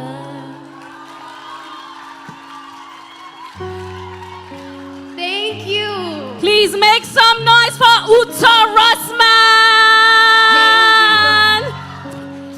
I specially created a beat to this particular song. The way I sang it, it was more upbeat, but I said to my producer 2 days ago, let's make it a slow down version. And yeah, I wanted you guys to enjoy it. Did you Especially like for my- that? If you did, Thank make you. some noise. Thank you. Please tag me to your videos. I don't think my sisters weren't here to make videos for me, so I want all your videos. Tag me and on Instagram. Her IG I'd handle love to see is it. Uta Rossman. Rossman. Thank you, Play- guys. Please, who has High followed her? five. Please follow her. Follow her on Instagram. Please play that beat again now. Don't stop playing the beat. Just reduce the volume. Who has followed? Play that beat again. Don't just reduce the Uta volume. Rossman. Yes, Uta, UTO UTO underscore. ROS ROSMAN. Please follow, like, massively Thank share the you. love. She came all the way here because of you guys. Thank you for I think she having me. deserves a lot of love. Thank you for coming, Uto. And your voice is so beautiful. Don't give up. Don't give up. Don't give up. Don't give up.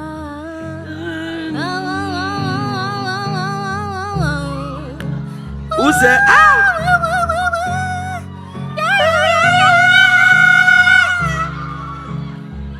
You even can deceive somebody. I will not go to Project Fame. I will be believing myself. Eh? Don't stop the beats now. Who is stopping my beats? They said don't give up. Don't give up on us, nah. Yeah. Wait, let's go. Let's go. Don't give up. Don't give up. Don't give up. Give up. Up. Give. Don't give up. Give up, give up, give up, give up. That one concern your papa. That one enter me. That one concern your papa. Give up. It's true that we give up. They say we should not give up. Don't give up. Don't give up. Don't give up. Don't.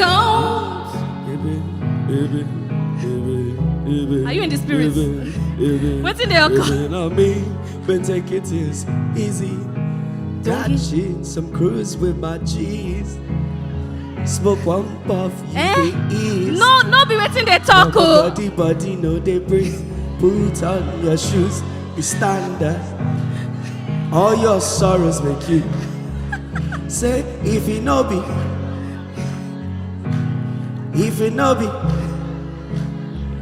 hey, woman, you just, hey, woman, you just. Thank you very much. Say, and if it you no don't be, do. I'm tired of this man. hey, Moju, Oluwa. Hey. Everybody say, Christ, let's go. Shine is coming. And in the early mama, don't give up. Don't back give up, Jello bye. Thank you very much, everybody. I think we had a phrase we can leave. Put your hands together for Uto, ladies and gentlemen. That was beautiful, Wow. honestly. Powerful.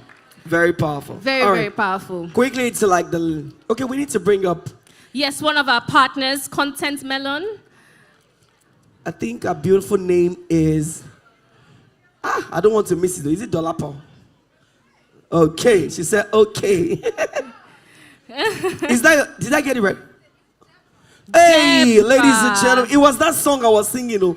Your name has been ringing in my brain all day. Hi, thank you. Can you imagine? Oh, she said she's so pretty. Because, you understand. How are we all doing? I'm glad that somebody came here and went home with money. Somebody came here and even without the expectations, they were able to talk about what they wanted and they got money for it, right? So now I want us to take like a quick census. How many of you here have a digital skill? Digital skill. Okay. How many of you, when I say digital skill, what can you do on the internet that would give you money? Create content. Your hands should be up. Content creators, your hands should be up. How many of you can write? How many of you have written online before? How many of you do UI UX? We have professionals here from Contimelion as well. Okay, UI UX. What about graphics? Graphics. So those are digital skills. Those are skills that you can give to people over the internet and get money from it. So now, how many of us have actually made money off the internet? Okay, we've made money. Those that have not made money, have you tried? Have you tried? I'm hearing yes, I'm hearing no. Have we tried? Then why didn't you make money? What happened? They scammed you. You were scammed. Okay, is that all? Did you face any other problem? You couldn't find the jobs. So you have the skills, you couldn't find the jobs. Those that thought they would find the jobs were scammed. Right? Okay. So do we see now that if we try to narrow down all these issues, we would land on the problem of trust? Some people trusted some persons and they got scammed, while some people who have actual honest skills are not visible to people who would give them money, right? And we can see for proof that somebody here just stood out and spoke and told somebody, this is what I do. And I know, like, the Mr. Charles actually asked every other person, can you vouch for this person? And everybody said yes, and he ended up getting money. You'd see that because you people could vouch for him, there was a level of trust. Mr. Charles knows that he's giving money to somebody who might use the money for something that is good. Right? So now we're talking about culture, we're talking about innovation. Some of you are doing digital skills, but you don't even know you're doing digital skills. So it means that there's a problem. There's a problem in communication. You have value, you don't know how to communicate the value. Right? So how many of you now would like to make money on the internet? We all want to make money on the internet. Do you know that even when you start making money on the internet, there are people that you charge a certain amount of money, there are people that you charge other amount of money. But the fact is, no matter how much you charge, no matter how high you think the money is, there's somebody that will pay it, right? Somebody also mentioned early in the class that somebody made about $96 million from cat products. For you, you think, oh, that's rubbish. But the people that gave them the money knows them and know, like, okay, this is the problem they are solving. So your own part now, your part to play is you need to get people who would trust you to solve their problems, right? And that's what we're doing, right? This is Contimelion. Contimelion is a platform that builds trust with business owners and creators. And when I say creators, I mean digital creators. You have a creative talent. You're a UI UX person, you're a writer, you're a graphic artist, you're a content creator, you're an influencer. We have built a system where brands will say, okay, I want this person to work with me, but I don't want this person to scam me, right? And then we have the systems in place to ensure accountability. So now, if you're looking for how to make money on the internet, you should be here. Because now brands would trust Contimelion because we have built a system for trust. Brands would come to Contimelion and say, oh, I trust that you've vetted every creator on this platform, and whoever I engage with to work with will not run away with my money. Creators, on the other hand, will say, oh, I trust Contimelion has built a system to make sure that every single brand who takes my work will pay for my work without cheating me. How does that sound? Can you hear me? How does that sound? So now, if you've heard of Upwork, this is Upwork for Africans. Because now, one of the challenges you face, you have talked about trust in our own circle. Do you know that this is much worse in the broader view? Like, international people do not want to work with Nigerians, right? Because you're shouting scam, and everyone on the internet, they go Nigerian, then it's scam, scam, scam, scam, scam. Then how do you want to make money on a global scale when you can't even trust yourselves on a local scale? So we're building the bridges to solve that.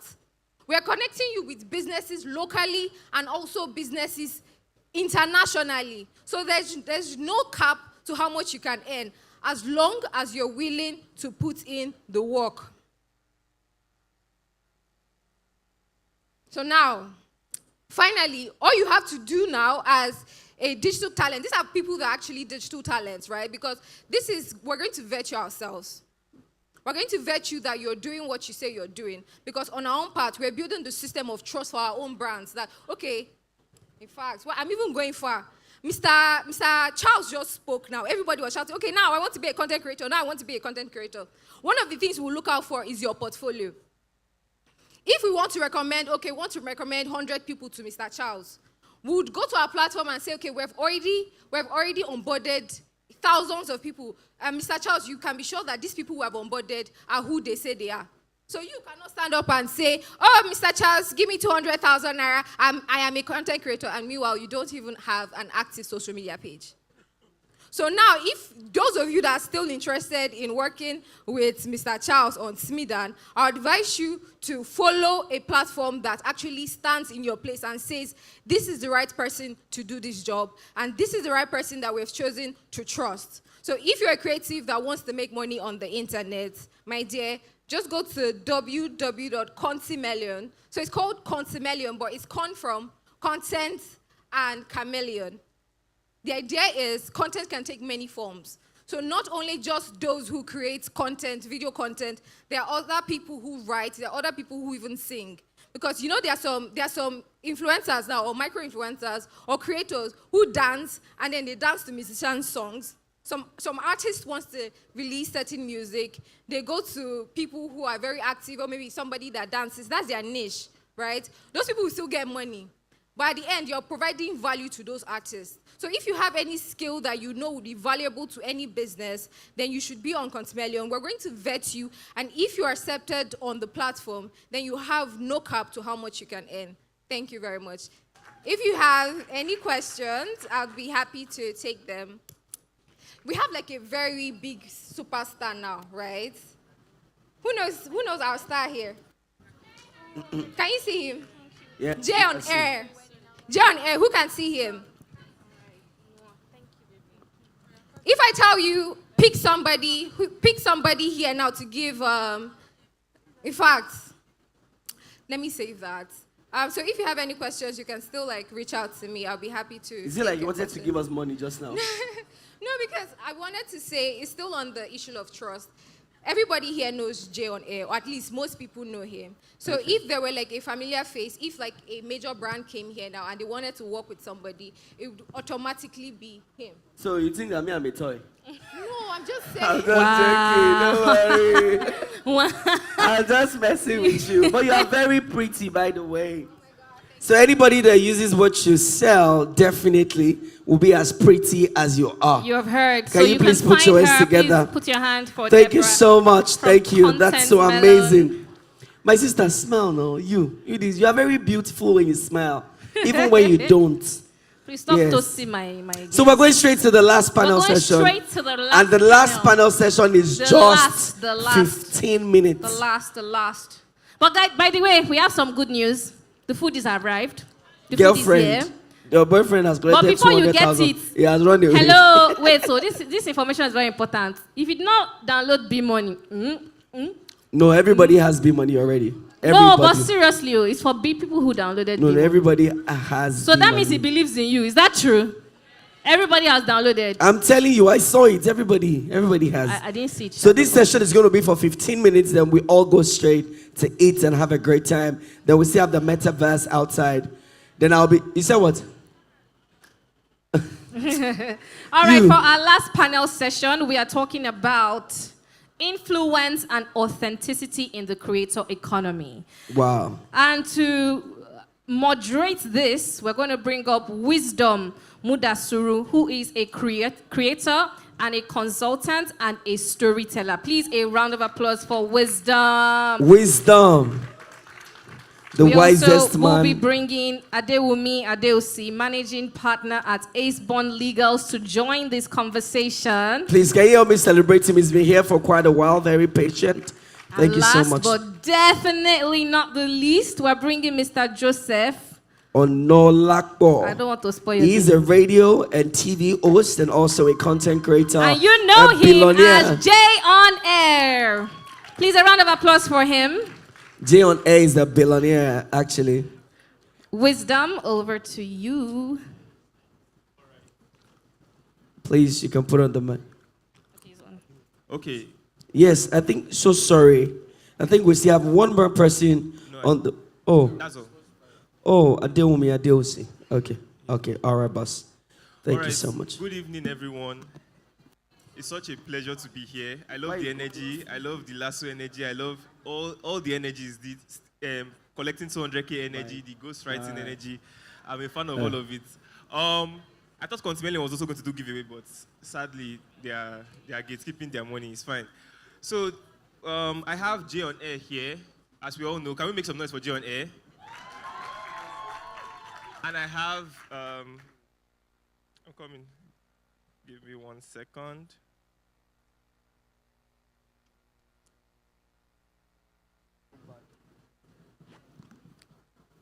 Okay, and I have Adeumi Adeosi. Can we make some noise for him too? Thank you. And I'm Wisdom Mudashiru, as they said. I'm a content creator, storyteller, content strategist, all that good stuff in the content space. And I'm here to moderate this session because I am a fan of the content. I know we're all hungry and I know we're all tired. This session has taken a long time to get to, but please, let's try and be parts of the conversation. Let's try and pay attention. All right, we're going to be talking about influence and authenticity in the creator economy. So whether or not you're a creator yet or you're already a creator, you might not even know you're a creator yet, but you're a creator low-key, you don't even know you're a creator. But we're going to talk about influence and authenticity. How does influence work in the space, and how do you stay authentic? Because, you know, earlier, even Spyro spoke about it, like, you know, there's a pressure to want to be like other people or want to copy things you see working or something like that. But, you know, how do you stay grounded? How do you stay connected to your roots? Because honestly, I think in the content space, that's something that it's very easy to miss because everybody wants to hop on the next big thing. Everybody wants to, you know, just hop on the next big thing, like I said, right? So I'm going to be discussing with them and, you know, just dissecting those topics. Adeomi Adeosi is an entertainment lawyer, and Gione is, as we all know, a radio host, presenter, and a content creator. So they are perfect to help us break down this topic. And I'm going to be starting with Gione, right? I have a question for him, and I'm going to be asking him, you know, you operate across these different industries, radio, TV, social media, all facets of media. How do you manage to stay authentic across all these platforms? How do you stay your true self and not feel pressure to morph into any other person or try to be like other people in the space? All right, good afternoon, everyone. Or good evening. Good evening, everyone. So I know you guys are tired, but thank you for, you know, giving us your attention. So how do I manage to stay authentic? Because at the end of the day, people don't pay for the second class. They pay for the original. You understand? Everybody has people that, we all have people that, you know, we are inspired by on the radio, on TV, content creators. But if, for example, you start making content today and you just pick everything that Tauma does. How many of you love Tauma here? Right? Immediately, you see people in your comment section saying, this is somewhat funny, but is this like Tauma? This is like Tauma. That is what you're constantly going to see under your comment section.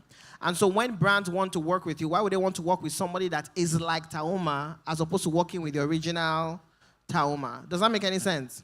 Now, my content, you know, is different, and I have different sides of what I do. My sister, very different, right? So you cannot come to my comment section and say that, you know, this person you're reminding me of, I don't remind you of anybody. And this is not pride. It is because when I started out, people advised me that if I want to blow up quickly, I need to have one character. If you go to my page, I have different characters. So people love me for different reasons. Some people just love my Sunday content because they are Christian, so they love pastor. Some people love work content because they're 9-to-5ers. HR, my sister. People have different things that they love. And so people said you will not blow up if you don't have one type of content. And I listened to that and I said, no, I have different styles in me and I want to explore that. It took me a while. Some people that just getting to know me will think that, oh, Jay just started and blow up. That's not true. I've been doing it for a minute. It took me a while. But what that has done for me, that it has given me longevity, meaning that I have lasted for a while. And you constantly see me in your faces because I'm not a copy of somebody else. So here's the thing. For you to be an original, it is going to take you time. But when people have come and have gone, because you're an original, you are going to do what? You're going to remain. So when you talk about radio, you find me there. Recently, I was nominated for 3 awards as on-air personality. Last year, I was nominated for different awards for content creation. That is to show you that my life is going into a different trajectory. Does that make any sense? Meaning that some people know me for my work on radio. Some people here don't even know I work on radio. Some people know me for hosting events. Some people know me for content creation. It is a diverse. Because in the world that we are living in, if you don't show diversity and authenticity, You will blow up today, you'll be very popular today, but by tomorrow, think about it. There are a lot of people that you knew in January, they had a lot of big words and big trends on TikTok. Everybody laughed to it, everybody vibed to it. But we don't know about them now. Does that make any sense? Nobody in this room wants to be that person. So find your authentic side and stick to it. Let's put our hands together for that. That was a brilliant response. And I think there's nobody better to talk about authenticity in the creator economy than Jay on Air. I think his style is super unique, and the way he delivers his content, you can't, like you said, you can't find another Jay on Air. You can't even say he's trying to be like somebody. It's either Jay on Air or Jay on Air, right? Let's put our hands together for that response one more time. And now coming to Adeomi, he's an entertainment lawyer, but he has roots in some creative sides like music, right? He had his initial roots in music. Now, I'm coming from the creative side now to the legal side of the creator industry. What is something that most creators misunderstand about the business side of influence? Okay. Hi, everyone. Good evening. Like I said, I'm sure it's been a long day, but thank you for staying here. I think you should give yourselves a round of applause for staying this long, actually. And by the way, I also finished from LASSO, so I said I was going to wait till I get up stage to say it. So I finished, of course, lawyer. You said I'm an entertainment lawyer. So, yeah, this is a very good question. Initially, when I finished school, I found my love for music when I was in school. So I made up my mind I wasn't going to do anything law-related. So I was that kind of guy that was going to dump his certificate, right, and pursue what he loves. And then I finished, I was called to bar in 2017. And then when I started interacting with creatives and musicians, I discovered something, that there was a huge knowledge gap between the craft and the business, right? There was a huge knowledge gap. Many creatives, out of their passion, would just go about creating things, creating music, creating content, and they would get really cheated, right, on the side of business. Most of them, out of ignorance, will go and sign contracts that would eventually be a disadvantage to them, and most of them find themselves locked up in deals that they didn't intend to because there's no proper review and all that. So in 2019, I decided that I was going to take up or fill up that vacuum, starting from my friends, and now, of course, I have, clients in the entertainment space. So, but this is what I need to understand, everyone here. The fact that you're a content creator doesn't automatically, or a creative, doesn't automatically mean that you are protected. And that's what you need to understand. And riding on what he said about authenticity. Now, anything that makes you authentic as a creative has to be protected by the law, because this is what it means. If you're authentic, it means that's where your money is coming from. Now, this is how it works. If you're authentic on something, then you have carved what you call a niche for yourself. And because of that, most people are coming based, as a matter of fact, brands come to you because of your authenticity. People would say, pick you up for an advert because of your authenticity. You talked about Taoma, and recently started doing this OPay thing, and I was so amazed at how she would keep you till the end until you find out that it's a brand she's talking about. Now, so if there's something authentic about you, the question you want to ask, is this properly protected by the law? And this is what I have to say. Of course, I cannot give you a masterclass on intellectual property, but I will just say this, that if you are a creative, take your intellectual property very seriously. From copyrights to your trademarks, your patent, find out about it, right? You don't need to read it or you don't need to know everything, but find someone that knows about it. Have a lawyer friend or have someone who's in business who understands, who will review your contracts, who will go through your business deals, and it starts from now. Don't say, when I'm big, I will hire a lawyer. When I'm big, I'll do these things. It starts from now. As a matter of fact, I've had many cases, of course, because of confidentiality, I can't have that conversation. But I've had many cases come to my table, and the reason is because many of them didn't know that their content would be viral. They just put out a song, or they put out a dance, or they put out something, and before they knew it was 2 million views, was 3 million views, and before they know somebody else is using it, and before they know somebody else is doing it, and then they're like, oh, this is my thing, this is my idea, and because there was no proper step along the way, right, they became, of course, it became messy and all that. So this is it. As early as you can, right, find someone who knows about the law, have basic knowledge about registrations and basic knowledge about your copyright intellectual property or patent or trademark as the case may be.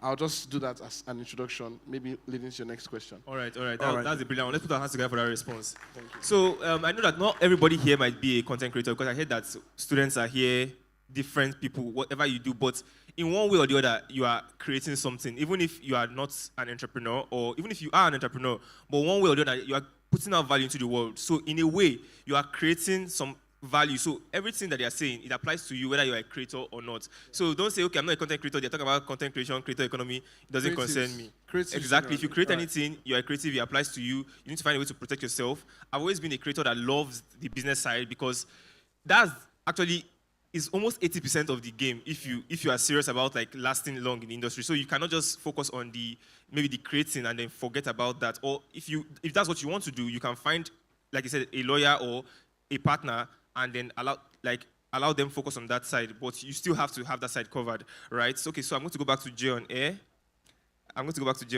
I have another interesting question for him. So your content reflects like a lot of the everyday life of the average Nigerians and just stuff that happens with us. And then you bring that out and add your own twist on it and just make it entertaining, right? How do you balance entertainment with social commentary in your content? All right. A lot of people don't know, I won't say a lot. Well, most people don't know that I have a degree in mass communication. So I'm actually a trained journalist. And so the reason that I'm quick with content is because that is how I am trained. News is news because it is recent. Imagine somebody is giving you news from 2003. And they say, do you know that this happened? And they're like, what happened? It happened in 2003. It's no longer news, right? News is news because it's what's recent. You understand? North, east, west, south.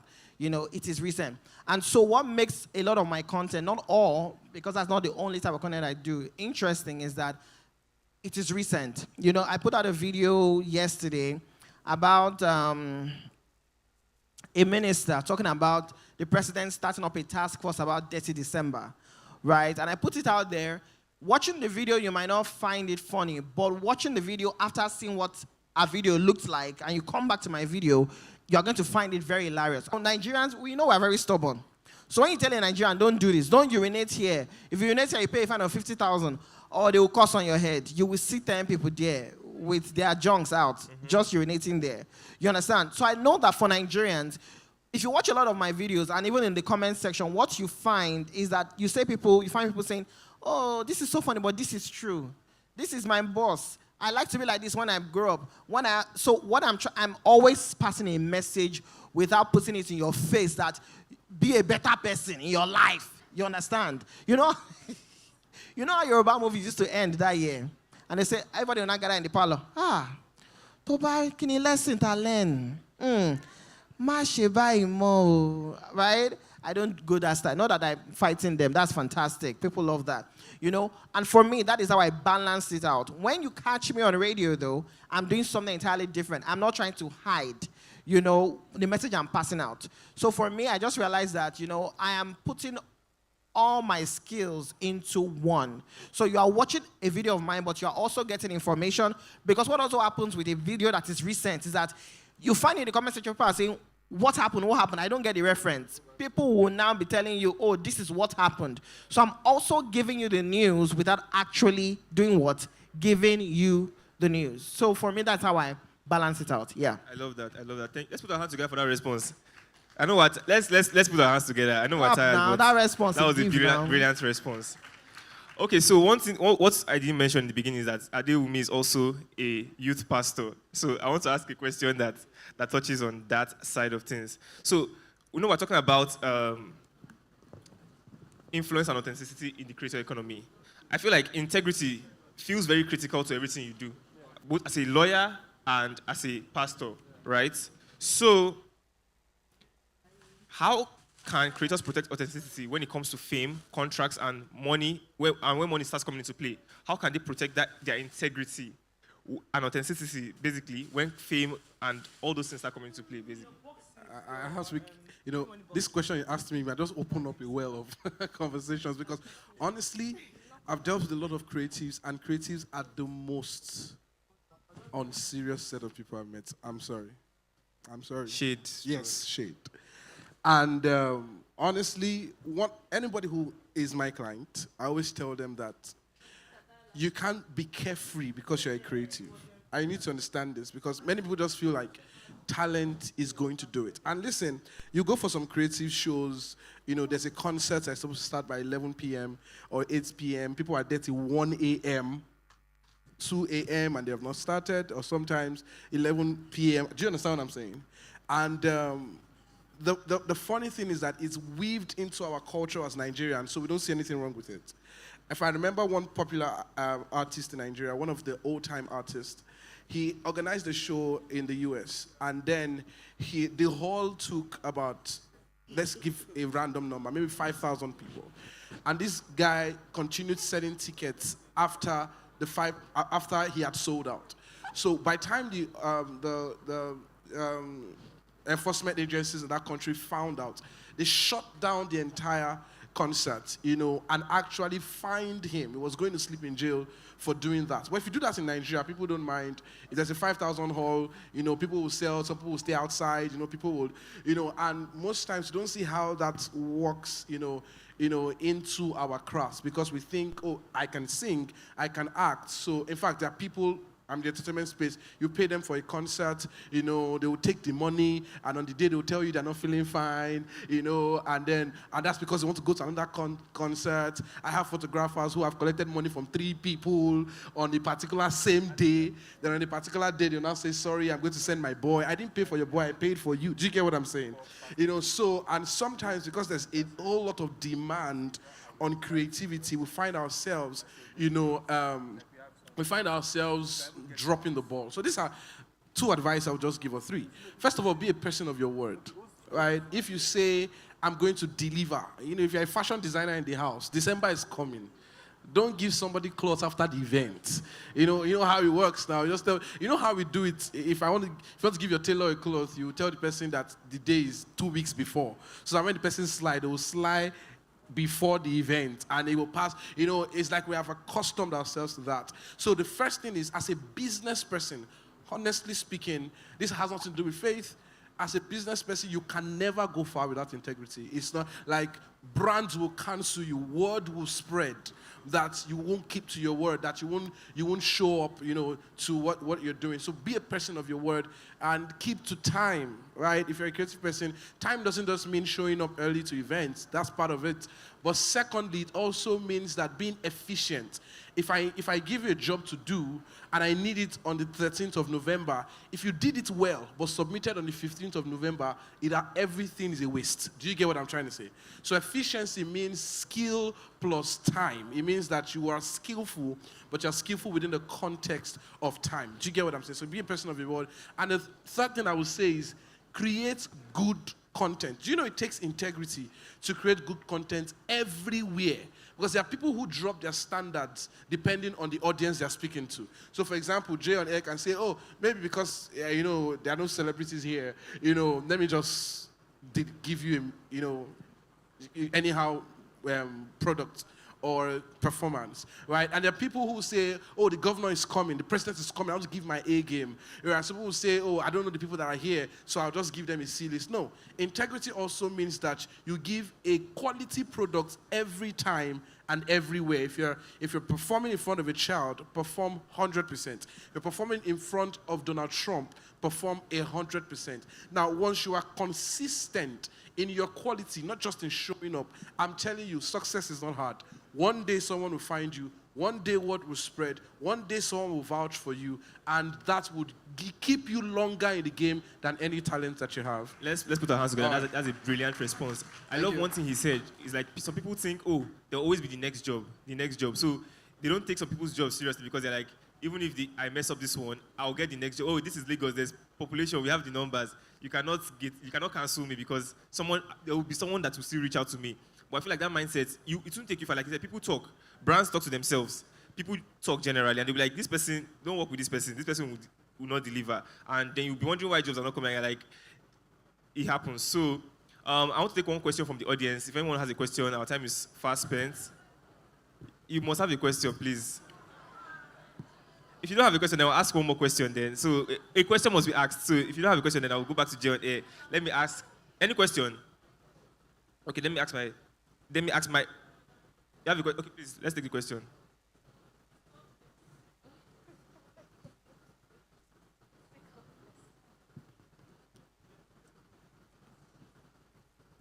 Hi. Okay, so my question is, which do you think brand look out more for, authenticity or consistency? Yeah, or authenticity. All right, that's a good question, and I'm going to answer that, and I'll just add a few things, and then I'm done. Authenticity and consistency. That's fantastic. That's a really good question. Yeah, I'm even using style to think. That's why I'm repeating it. Brands look out for the both. But there are brands I've been working with for 5 years now. Do you know why? Because I'm authentic, but I've also been here for 6 years. So imagine you're authentic and then you give up your authenticity in the second year. They may like you, but when they look for you and you're not there and you don't have the numbers, hey, he's authentic, oh, but he's not there. So they'll give it to another person that is also authentic and consistent. You understand? I've been doing this for a while, but I think it was 4 years or so ago that I said, I went to a church service and I said, you know what? You know how people enter the new year and say, God, this is my year of expansion. And I didn't say all of that because sometimes you are the one that needs to do the work. I went to church and I said, this is my year of consistency. And God blesses consistent people. That does not mean you are consistently doing rubbish, by the way. But you are consistently putting in the work. You will not always have 1,000 views. 1,000 views always will grow to 2,000 views. It may not grow in the time that you want it to grow, but if you consistently put in the work, I promise you that it's going to happen for you. And another mistake people make is that people think that you don't have to be... See, Nigeria is a country of 200... There's a woman I found yesterday on Instagram. She doesn't have less... She speaks Hausa for her content. She's a food content creator. Yeah, man, I found her. I was on her page for 30 minutes. I've never heard of her in my life. Kuno, Abi, they say it's Kuno, not no. Abi, Kuno invited, they flew her to Lagos for the events that they had. I don't even know her name because it's in Hausa. Do you understand? She's in a different... Nigeria is such a huge country. There are people doing so many big things everywhere. Why do you want to be... You people want to be the number one. In that woman's place, she's number one. Do you understand what I'm trying to say? You have to be authentic and you have to be comfortable in the space and in the place that you are. That is what is going to open doors for you. I recently spoke at, last week I spoke at World Bank and the Bill Gates Foundation invited people to speak. I was one of the people that was invited to speak. I'm not the biggest content creator in Africa. Do you understand? There are some places I go to, people don't know who the hell I am. But I was invited there to speak. I didn't lobby to speak there. They sent me an email and I got there to speak. So doors can open for you if you consistently and authentically, you understand, do what you are supposed to do. And just to piggyback off what he said, and I'm going to wrap up now. You know, people often say stuff like, you know, I'm talented. Once you're talented, they're always going to come for you. There's an artist, and I cannot mention the name, obviously, because all of you, so your lights now will be bright. All the people that are hungry now. Just love, are you here? Right, there's this artist, so popular. The artist, I won't say male or female, the artist was looking for somebody, for companies to sponsor their show. They couldn't get people to sponsor their show. A few, like 2 or 3 years ago, this artist was the hottest thing after sliced bread and was letting people know that I'm the hottest thing. Rude tweets, will not come to shows, will not do anything. But the good thing about life is that not everybody, you know, there are some people that are rude, but somehow they will keep being number one. And everybody in the world assumes that, you know, if I can be like this person, so it's a lie. Those rude people that remain number one is only 1 out of 1 billion. You understand? If you decide that you're going to be bad integrity, you don't deliver jobs, you know, you are offering your phone when I hate people that are supposed to come somewhere and don't pick up their calls. I can never like you. I don't know why I just had to say that. I just can never like. Just say, oh, I'm in Ikorodu, and let me be planning with Ikorodu in my mind, than to lie that I'm outside. I can never work with you again. And there's so many people like that. People may think that it is something small, it is something that is inconsequential, but you will just realize that you will not get opportunities anymore. Recently, somebody sent me a message and said, Jay, you are one of the easiest influencers I have worked with because of the access this person had to me. Oh, what's the that doesn't mean that you will not pay me or that I'm doing nonsense. So that's not what it means. It means that, when I tell you I'm going to deliver something to you, I deliver it at the time I'm supposed to deliver it. Do you get my point? People like that are the ones that last. You get what I'm trying to say? So it is now that you have 1,000, you people want to blow. You want to have 20K followers, but with your 1,000 followers now, what are you doing? Maybe that is why you have not even blown. You want to have 20K, 50K followers. What are you doing with the 20K? If they give you content to I just wish that Nivea and all of them, okay, let's say all of the brands you want, 10 of them reach out to you. Do you have the capacity to give them, to deliver their work now? You don't. So why don't you relax and build the capacity now? Do you get what I'm trying to say? So at the end of the day, be consistent, be authentic, do you understand, and have integrity. It's not about Christian or Muslim. Do you understand? It's not about Christian. Have integrity. And you'll be here for a while. Thank you. All right, brilliant. Can we just get a response to that too, quickly? Very quick. Thank you. So what I would say is that authenticity can be a gift, right? You can just have something that is special, but consistency is never a gift. Consistency talks to your discipline, to show up when you don't feel like. I'm sure the days you don't feel like shooting content, but you just know that you have to keep at it, right? So you need a balance of probably a talent, right, and then discipline. So I don't think that it's an either or.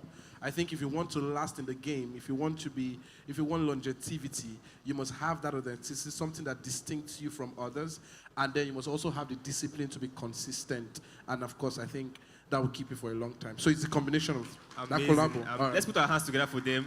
Thank for Jay you on very air, much. for Adeomi. It has been an amazing panel session, and I hope Please, you guys a got round something. of applause for them. Thank you so much. Thank you pretty much. I We're learned so a grateful. lot. How many lots? A lot too. What? One thing I have to say about Jay on air, if something happens, just give it 5 minutes. It's true, right? Yeah, let me join this picture. If you don't reach your take turn, picture, it no? not happen.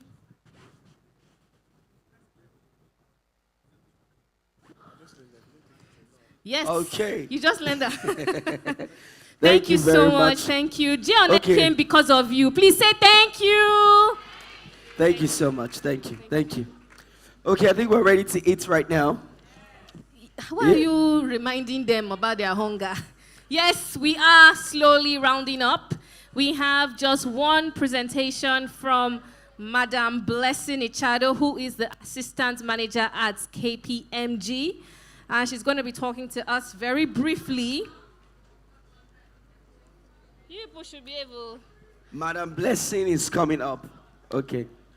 Okay, we see the time. Yes, yes. Yes, she's going to be coming up. Please, can we bring her up? All right, so we need a... Oh, yes, Madam, ladies and gentlemen, a round of Please, applause a for round of Madam applause Blessing. for Madam Blessing Ichado. Thank you so much. Lasso, support your own. I know you are not from Lasso, but you used to pass by Lasso. Good evening, Thank everybody. you. Good evening, everybody. Good evening. Good evening, creative minds, innovators, visionaries. It's such a great pleasure. And it's truly an honor to be here today at Crest. I'm so grateful for the opportunity. Thank you very much. Thank you for the warm welcome to Amanda. I missed the name, but thank you very much for this opportunity.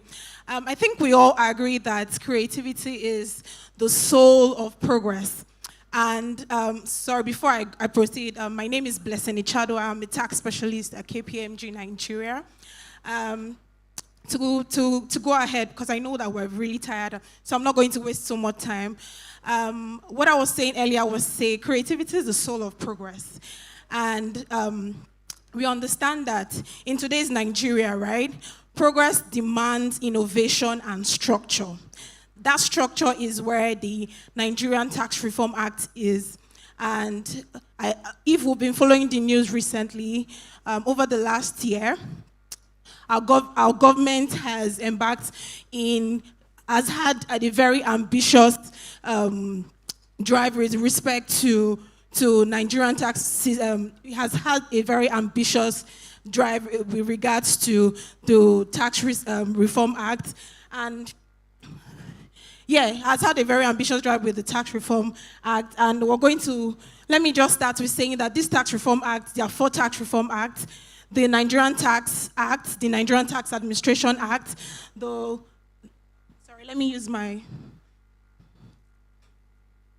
Nigerian Tax Reform. Sorry, is this not working? Okay. The Nigerian Tax Act, the Nigerian Tax Administration Act, the Nigerian Revenue Service Establishment Act, and the Joint Revenue Board. So to start with the first one, the Nigerian Tax Act addresses what taxes should be collected in Nigeria. The Nigerian Tax Administration Act addresses who should collect these taxes. Is it the federal government or the state government?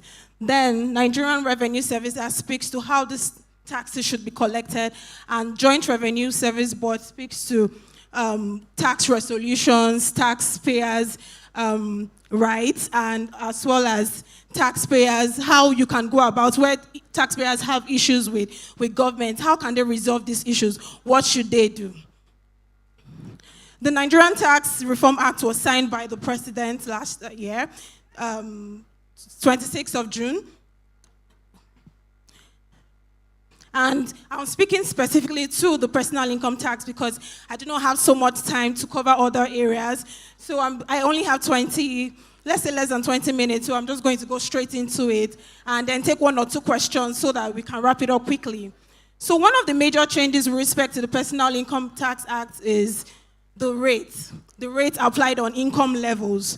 So majorly, for the big boys and big girls that earn over 20 million are the ones that will be affected, that would pay more taxes. So if you have income levels from 20 million and below, your tax payment would be, you would have lower taxes to pay. And I'm going to give a simulation, put numbers to this, so it's very easy for us to understand.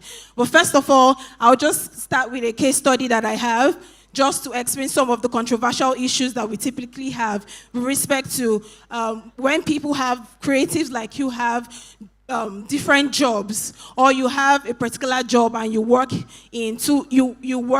let's say you work in Lagos and you have your place of residence is in Ogun State. There are times when people are trying to get, where do I pay my taxes to? So looking at the case study that we have here above, the first one says, Benson, an employee of AFRO Limited, situated in Abuja, owns a house in Kano, Nasarawa State, where his family resides. As this creative director, he commutes from Nasarawa to Abuja 3 days in a week and works remotely from home for the remaining 2 days. In line with Afroverse hybrid working policy, he spends most nights in Cairo. Which tax authority should the employees pay as you earn tax be remitted to? So essentially, this is saying that Benson is an employee, right? He has a job in Abuja. He stays, most times he spends his nights in Cairo, but he works remotely twice. He works remotely twice in Abuja. So in this instance, where is his tax going to be remitted to, right? So the simple answer to this, right, just so that I can just fast track things, is his taxes would be remitted to Nasarawa State because that's where he spends most of his time. That's where he's resident. Right, so it's not going to be in Abuja where his job is situated. His place of residence is in Nasarawa. He stays there most times. So that's the straight answer to where his taxes would be remitted. It would not be remitted in Abuja. His taxes would be paid to the Nasarawa state government. So just in case, any of us is in any similar situation here, you work in Lagos, you stay in Ogun State most of the time, and you're trying to know where would my taxes be paid to. So quickly, the next one is on just to check our understanding of, because we typically have questions on what should I use to reduce the taxes that I will pay. It's not all your expenses that you can use to reduce the taxes that you pay. Some expenses are allowed by the government. We call them statutory deductions, but not all expenses can be used to reduce your taxes. So I have an example here just to make us understand some things that you can't ordinarily use to reduce the taxes that you pay. So if you look at the case study too, we have Debola made the following payments during the year: pension, life assurance premium, black tax, hospital bills.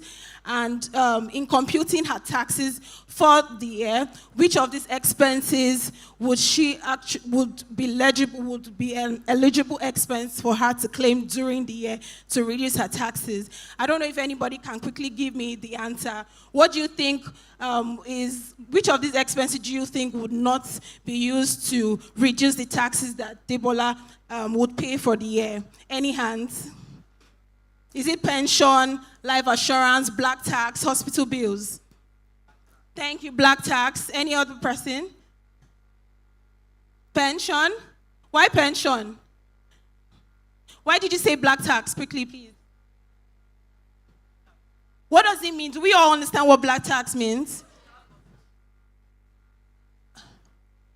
Can you explain so people can hear you? Okay.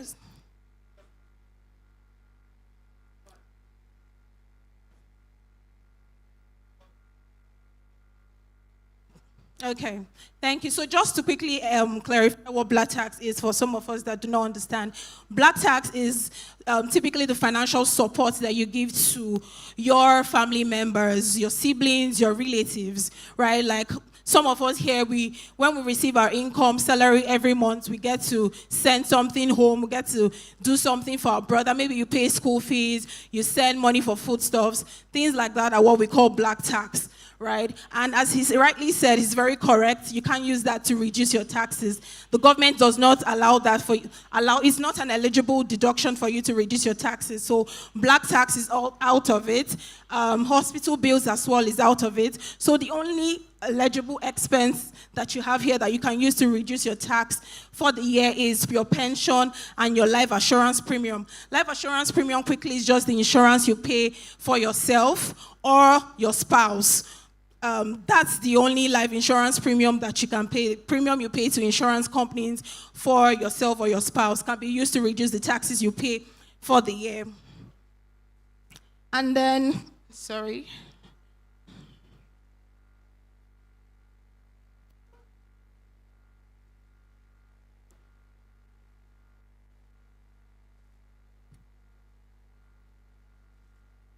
Okay, so the last case study that I have before I wrap it up is just to give us a simulation, as I earlier started with, to say what it would look like for those of us that, based on the impact of the Nigerian Tax Act, what your personal income tax, what your tax payments would be vis-a-vis what we currently have in the tax regime. So it's just to show us if you would be paying more, if you'll be paying less. If we remember what I said earlier, for those of us that have incomes below 20 million, you would relatively be paying lower taxes than you are going to be paying. You're relatively paying lower taxes from next year, January, when the tax law become effective from January 2026, right? So this is the case study. I don't have so much time to go through it one by one, but I'll go straight to the solution so we can see it. Okay, so this is the solution of the question that I displayed earlier. So we can see that the tax payable here is 2.1 million. Let me then go to a juxtaposition with what we currently have and what's the new tax law is going to be from next year. So if you look at the screen, you can see by the left side, we have the current tax regime, what we have as the tax payable. I don't have so much time to put us through all the income lines and all the expense lines, but if you look at the bottom line where we have the total tax payable for the current tax regime, the tax payable is 2.3 million. However, from next year, 1st of January 2026, this particular employee individual, his name is James, his tax payable would reduce to 2.1 million. So there is a total reduction of about roughly 180 million, right? So as I said, to buttress the point that I mentioned earlier, this tax regime, if you have an annual income of 20 million below, you will be paying lower taxes. But for the big boys and big girls earning 20 million and above annually, you will pay more taxes. And we can see that in other scenarios that I have put up here. So if you can see that for, I've put 3 scenarios here where the individual earns 2 million, earns 15 million and 40 million. If you look at the 2 million, you can see the total tax payable for the current regime. The current regime is the one that has Peter, while the proposed tax regime starting next year is the one that has NTA. If you look at the 2 million scenario, you can see that James is currently paying 172,000. It would reduce to 151,000, right, with the proposed tax laws. And when we move to the other scenario where he's earning 15 million annually, the current tax regime is saying that he will pay 2.4 million, but the proposed tax act has reduced it to 2.3 million. And then look at the scenario where he's earning 40 million annually. He's paying 7 million under the current tax regime, and he'll be paying 7.6 million, if I'm not mistaken. Sorry. Yes, 7.6 million under the proposed tax act. So you can see the increase. That's why I said the big boys will be paying really high, because that's the essence of the proposed tax act, to make graduated income levels pay more than they currently earn. So moving on to my conclusion, individuals running businesses and registered companies. So where you have your sole proprietor, partnership, business names, beginning from next year, it's going to be very important that you actually, your bank statement, your financial records, you have proper description, such that in the event of maybe the tax authorities pick up your books or request your bank statements, they will not be subjecting you to taxes that ordinarily you do not earn income for. And that's because you probably did not have good narrations in your books. And then for companies, corporate entities, please seek tax experts' guidance and advice, because there is so much complexities now that you may not understand by yourself. And to manage exposures from the government and the likes, audits and everything coming after you, just seek expert advice any way that you can. There is also a very reliable link that you can check so that you don't get hearsays and information that is not correct. That's the Fiscal Reforms.ng Act. That's a very reliable website set up by the Presidential Committee of Fiscal Reforms Act. So you can always go to this link, check what you want to verify correct information, and keep yourself abreast with issues and matters that will help you to comply with your businesses and everything that concerns you with respect to your creative space. So thank you very much, everyone, for having me. It was really a great honor. Please, a round of applause. Thank you so much, Ma. I personally learned a lot. I'm coming to ask more questions. In fact, I was telling Amanda that I need to get your number. We I need to get your number. contact, because if I'm making 40 million, I'll pay tax 7 million. I don't understand. You see, people are not talking because they are mute. They are looking like waiting concern 40 million. But guess what? You guys will be making 40 million before the end of next year. Amen. I was wondering, why did I say amen for 7 million will look very real to you. Because how will I work for my 40 million and you want to take 7 million? Do you understand? That's outrageous, man.